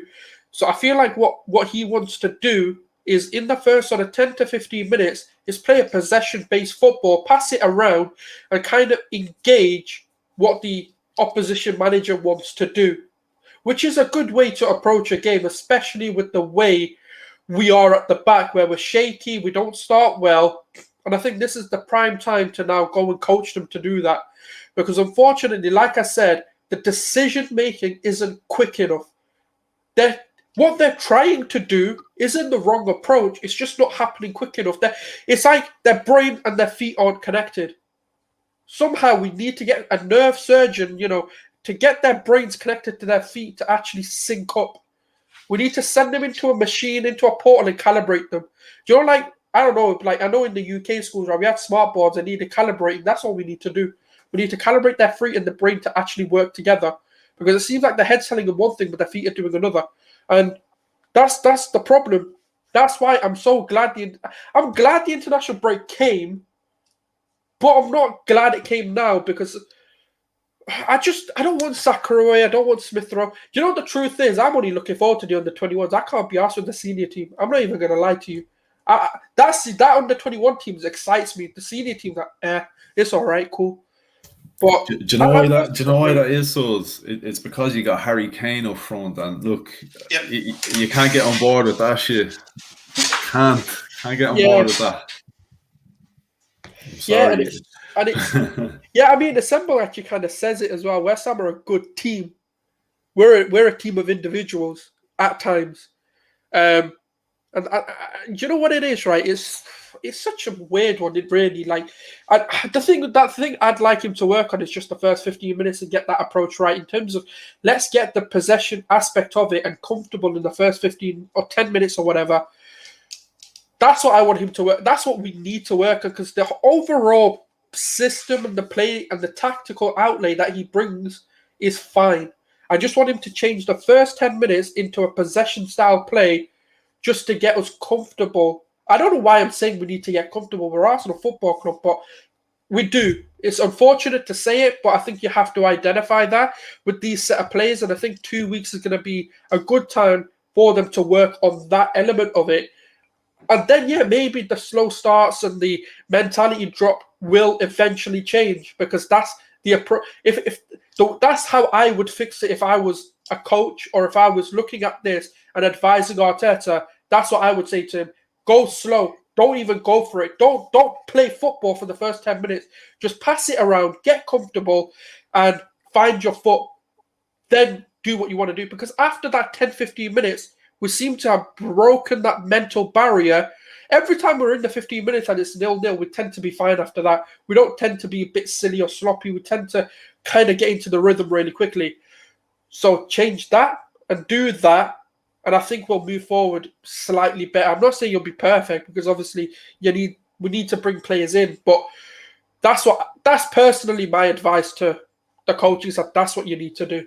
Sulz, do you think, just a question to you then, mate, Farhan was mentioning about tinkering around. I was just thinking about this because he's right. He tinkers a lot, Arteta, and we've seen so many different lineups this season across the board. And Farhan was absolutely right in saying that the centre of defence you want to be your absolute core of your team, and you want a solid partnership that's there, throughout the season.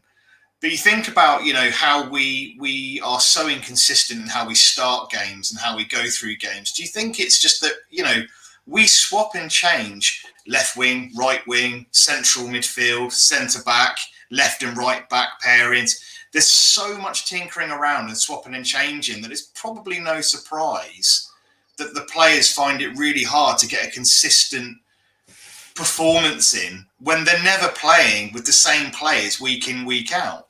But just on that, Matt, before Sulz jumps in, Man United do it, Liverpool do it, Man City do it, and they're probably the three best teams in the country at the minute.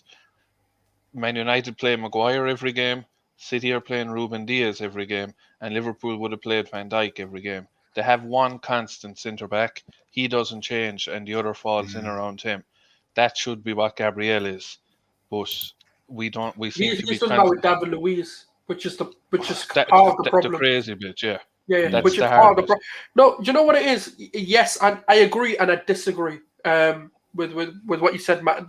What I agree with, there's two parts of the pitch, especially in our system, that needs to stay as a constant, which is your two centre-backs and your double pivot. The reason why I say that is because they're the partnerships within the team. You can change your attack and it can still flow. You can change your fullbacks and they can still do their job. The one thing that you shouldn't tinker too much with, should I say, is those two or that four in the middle, because they need to have a good understanding with each other and how to play. And if, for example, you do want to tinker with it, what you've got to be doing is constantly changing it in training. I don't know how much that's being done. I don't know how many times we're playing David Luiz Amari with Xhaka and Partey, or Partey with Elneny. I don't know, whatever combination you want to put out there. How much time are they actually on the training pitch together? But again, when you're on the training pitch, that doesn't always translate onto the pitch, because it's a less intense and less pressured environment when you're training. Whereas on the pitch, anything can happen. So, yes, you're right, man. We do need to find our strongest partnerships and stick with them. Do you know why I'm so confused is because I thought it would be Gabriel and Luiz playing together, and if the rotation was to ever happen, it would be Mari and Holding coming in. I thought they were our two centre-back partnerships who were going to come agree with that. Not the one constant and the other one changing. That's what I thought, because especially with the way Holding and Mari played together, I thought they were very good when they came in. And then I thought Gabriel and David Luiz just make a lot of sense together. They seem to get the best out of each other and have the opposite reaction of each other. As in, Gabriel seems to be less rash when David Luiz is with him, and David Luiz seems to be less of a clown when Gabriel's next to him. And then Mari and Holding seem to get the best out of each other in a sense. Holding starts to look like a decent centre-back. I'm not saying he's the future problem solver of Arsenal, because I think once you take Mari away, or you take that style of player away, he becomes Holding that we know, the one that we wanted to sell in the summer. Now, that's why that's where I think tinkering with it in a sense of keep the partnerships and rotate partnerships rather than rotate singular players. Yeah, and finally, we'll go to Farhan, the resident therapist, and he's gonna see out the show. He's gonna give us his thoughts on whether this was points gained, points lost. I'm hoping for some positivity here because I need some positive thoughts going to bed. As I said, the next game of football myself and Dave have to look forward to is the Republic of Ireland, who haven't scored a goal since 1942. So we're going to need a lot of positivity. So Farhan, it's all on you. Look, ultimately, you're thinking, you got to remember, this is a transitional job. You know, when Arteta came into the job, he's picking up lots of pieces left from the previous regime and the current regime. Stan Kroenke's refused to dip into his pockets, giving his job to his boy Josh, who doesn't have a clue, turns up to training wearing one of their very own football NFL football teams. The whole club has been in a mess. And I say has because I believe we're moving in the right directions. You have to look at that game and say that it's a point well earned in the grand scheme of things, where Arteta has come in and he has implemented a philosophy, a way of thinking that hasn't been done before. It's been a very long time since Wenger came in, changed the whole training routine, the whole dietary routine, everything, built a new training ground, implemented new training methods. We're past that. Everyone else has jumped on that bandwagon, and we're now on the level playing field. Ever since Pep Guardiola came to Man City, he's introduced a new way of playing football that hasn't been seen in the Premier League before. He came in and they said, he can't do it here. You can't play that style of football in England because you'll get caught out. England's too rough. It's too physical here. You can't play nice, attractive football. You can't play high intensity. And he struggled in that first year. But now we're talking about them winning 4 trophies. That's absurd. That's ridiculous. Arteta's been in that dressing room for 2.5 years or 3 years, however many years he's been there. He knows exactly what it takes to make it at the top. And we're seeing patterns. We're seeing the football getting better. We're seeing, some people might laugh at me, but we're seeing the defensive side of that game getting better. Arsenal were 3-0 down today because they don't have the correct mindset yet. They don't have a winning mentality. And Arteta, he says this in his press conference. He said it. Another question, a reporter asked, does it feel like sometimes you have 2 Arsenals, a good Arsenal and then a really bad Arsenal? He said, yes, it's my responsibility because before we could not play at that level. Now we can.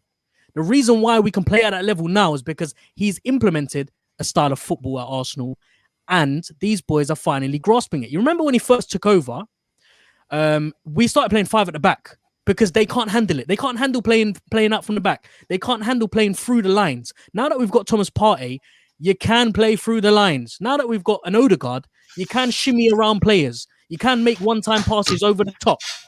You can get Aubameyang to run out from the back. Run behind the line. You can get Saka. You can get Emil Smith-Rowe. A squad. If you're comparing this squad to the squad that played in the Europa League finals, this one for me is 10 times stronger and 10 times better. And that's why I'm expecting this team to win the Europa League final. No doubt in my mind, they have to win the Europa League finals. And so what does Arteta need to focus? I think this is the first time that Arteta has had a full break. 10 days. I think the most he's had is maybe 6 days, 5-6 days. Since Boxing Day, I can't remember him having a break this long. But now that he's got 10 days, he needs to crease out these problems. Okay? The people that the players that aren't going away on international, I think there's a fair few of them. They're going to be on the training field working extremely hard to make sure that this game plan is perfected. And every single person on the street mentioned it. The first 10-15 minutes was poor, and that comes down to mentality, and that comes down to not implementing Arteta's game plan. Arteta's game plan is playing it from the back. You get it from Leno to Luiz, you then get it from Luiz to Xhaka, you get it from Xhaka to spread it out onto the wide men, and they couldn't do that because West Ham were playing so high up, and it made Arsenal a bit nervous. And previously we've seen when teams are playing so high up against us, Arsenal crumble. They make mistakes. And then fans start to complain. Why the fuck did we start playing it out from the back? They're prone to make mistakes. And that's why Leno had to play it long, forced to play it long, because they don't have the confidence to, right now, play it out from the back consistently enough. And that's why, like as it said at the end, we didn't follow the manager's game plan. And I think that was because Leno was forced to play the ball out long. And when they played it out long, West Ham won it in the air because they got Declan Rice in the middle and they got whoever else in the middle, Souček, two tall central midfielders, and they posed an attack at us. So look, ultimately, in the grand scheme of things, it was a good point. Arsenal should take a lot of positives from that. And you have to remember that the job isn't half done. We often get carried away as fans. I myself, one of them. I made a video the other day, embarrassingly enough. Can Arsenal still get top 4? This is what Arsenal does to us. When we get into a winning run of games, a few games that we start to win, we start to lose our heads. But we need to remember at all times, this is you're going to hate me for it. This is a process. Whether you like it or not, it's a process. Arteta is here on a 3 to 5 year game plan. He said it at the beginning. We are not going to turn this around overnight. You need to give me the money. You need to allow me to bring the players in and shift the players out, and then we will start to get the ball rolling. And if you don't allow me to do that, then guess what? We're going to lose football matches and we're going to start to play 5 at the back. And that's the biggest progress Arsenal have made, switching that 5 at the back or 3 at the back to now playing that 4-2-3-1 that he wants to play. So we're going in the right direction. He needs to treat these next 10 days very, very delicately. He needs to work very hard, and he needs to look at those last 9 games and tactically perfect every method that he's going to use, because maximum points will be needed. Yeah, 100%. Lads, look, there's plenty of content in there to divulge and dissect, and definitely, look, it's going to be a great listen. Again, I'm definitely going to listen back to this because there's so much to take in, and we've gone over the 2-hour mark. But look, to be honest, I know from my point of view, it didn't feel like it went on as long as it did. It flowed well, and as I said, it's gonna be fun to listen back to this again. But yeah, look, firstly, I just want to say thanks as always to everyone that took the time to come on to the panel tonight. Again, I do appreciate. Thank you for coming on my channel. I do really appreciate it. Sorry, thanks for coming on and supporting Sulz. We do appreciate it as always. No, but lads, look, it was a good episode ahead of the international break. As I said, there was plenty that went on in that game. So I don't think we'd have done it justice by only spending about an hour on that. There was so much to the point where we probably could have done a whole other podcast on the international break. Imagine not getting to watch it, and if anyone that missed it, they missed the tackle. Who would have ever have missed the game? Imagine being able to not watch it and still sit here for 2 hours pretending you know what happened. Even worse. I know I did catch the highlights, right? I've seen all I need to see the highlights. But hey, again, look, as I always say, the host is only as good as his panel, and this is why I bring this panel of superheroes here to save the day. Because let's be fair, even when I see it, even when I watch the game, I haven't got a clue what's going on at the best of times. So this is why I bring you guys along to Sul's channel. So yeah, do appreciate it, lads, and a big shout out to everybody as always in the chats. Really do appreciate all the comments and the interaction, and that you take the time to like the videos, watch, and subscribe to the channel. And as I do always say, please do continue to support me by supporting the guys that come on the panel. You see their Twitter handles, you know their names, you know their faces. Do follow them. They all have their own content, their own channels. I will get them to shout it out, and make sure you do subscribe.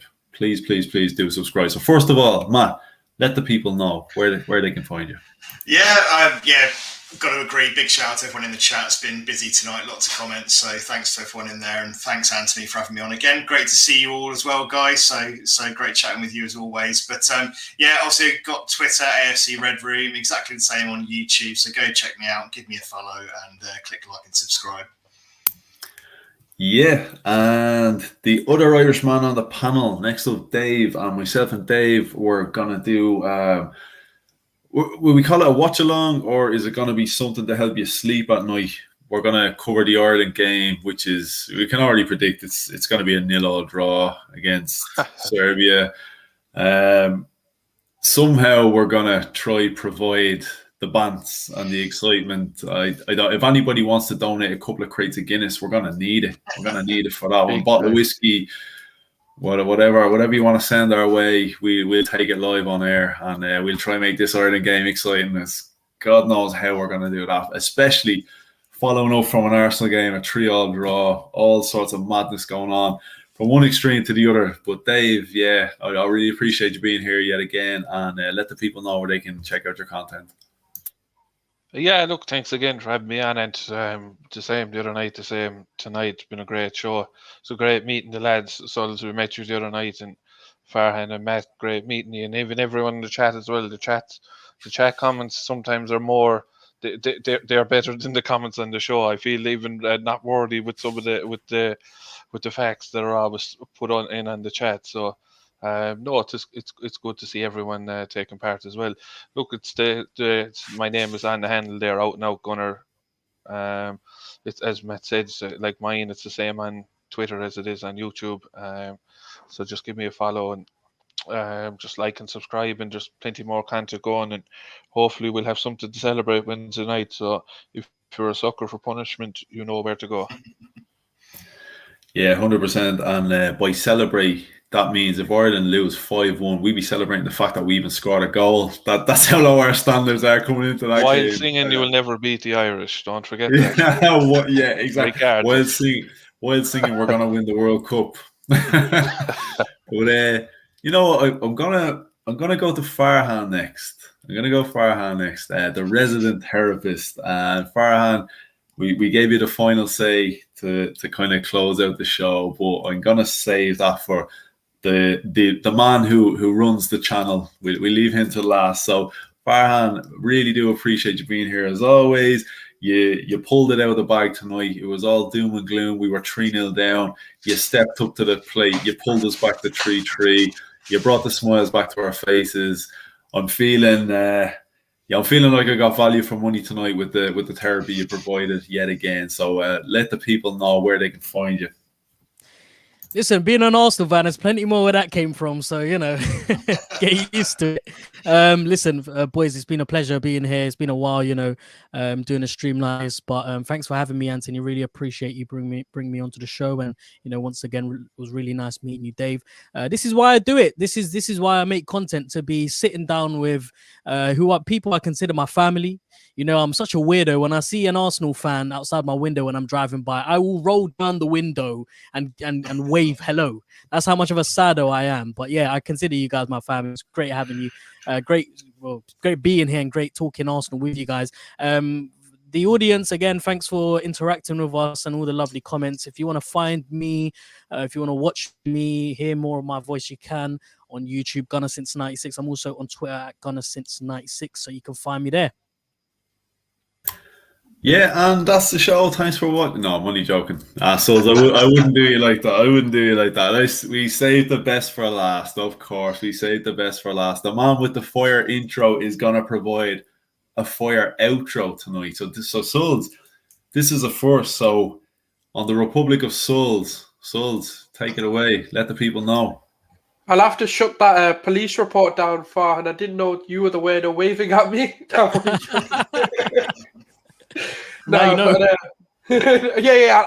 I'll tell the constable. It's all good. It was just Farhan playing around.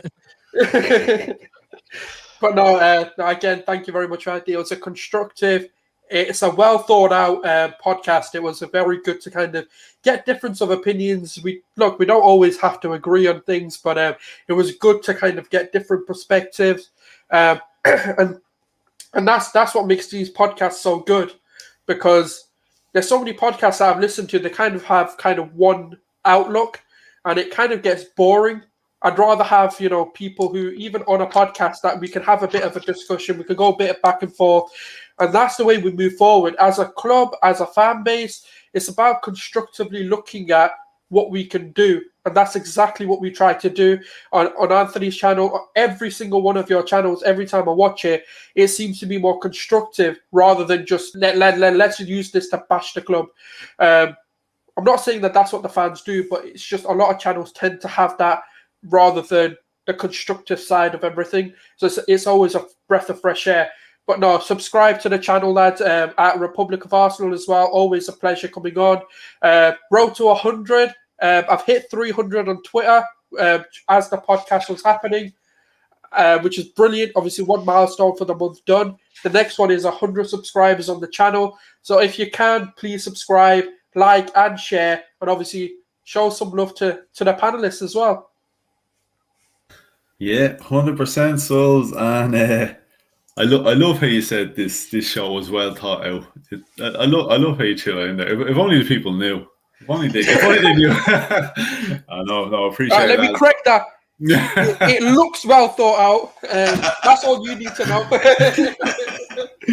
No, lads, look, I do appreciate it, as always. Appreciate your time. I just appreciate you guys in general. As Farhan said, yeah, Arsenal family, 100%. Really do believe that. But yeah, look, another enjoyable chat as always. 2 hours 15 minutes. But as I said, look, when you're doing something you enjoy, the time just flies by, and like that, talking to the right people, it's always a pleasure. So a big massive thanks as always to the lads. So lads, we will end it there. Just again, a quick thanks to everybody who takes the time to support us and watch and check out the content. We do appreciate everything. Look, unfortunately, depending on who your national side is, it's an international break up next. So I guess for some people that might be a good thing. For some people it might be an escape from Arsenal. Maybe that's a good thing. For me and Dave, I don't know. I think I take the 3-3 draws rather than the 0-0 draws. But look, we'll regroup in about 2 weeks' time. We'll see. Maybe after the Liverpool game, we might be saying, can we go back to the international break? We'll see, but hopefully not. But yeah, as we'll leave it there. So again, look, thanks to everybody, and come on, you Gunners.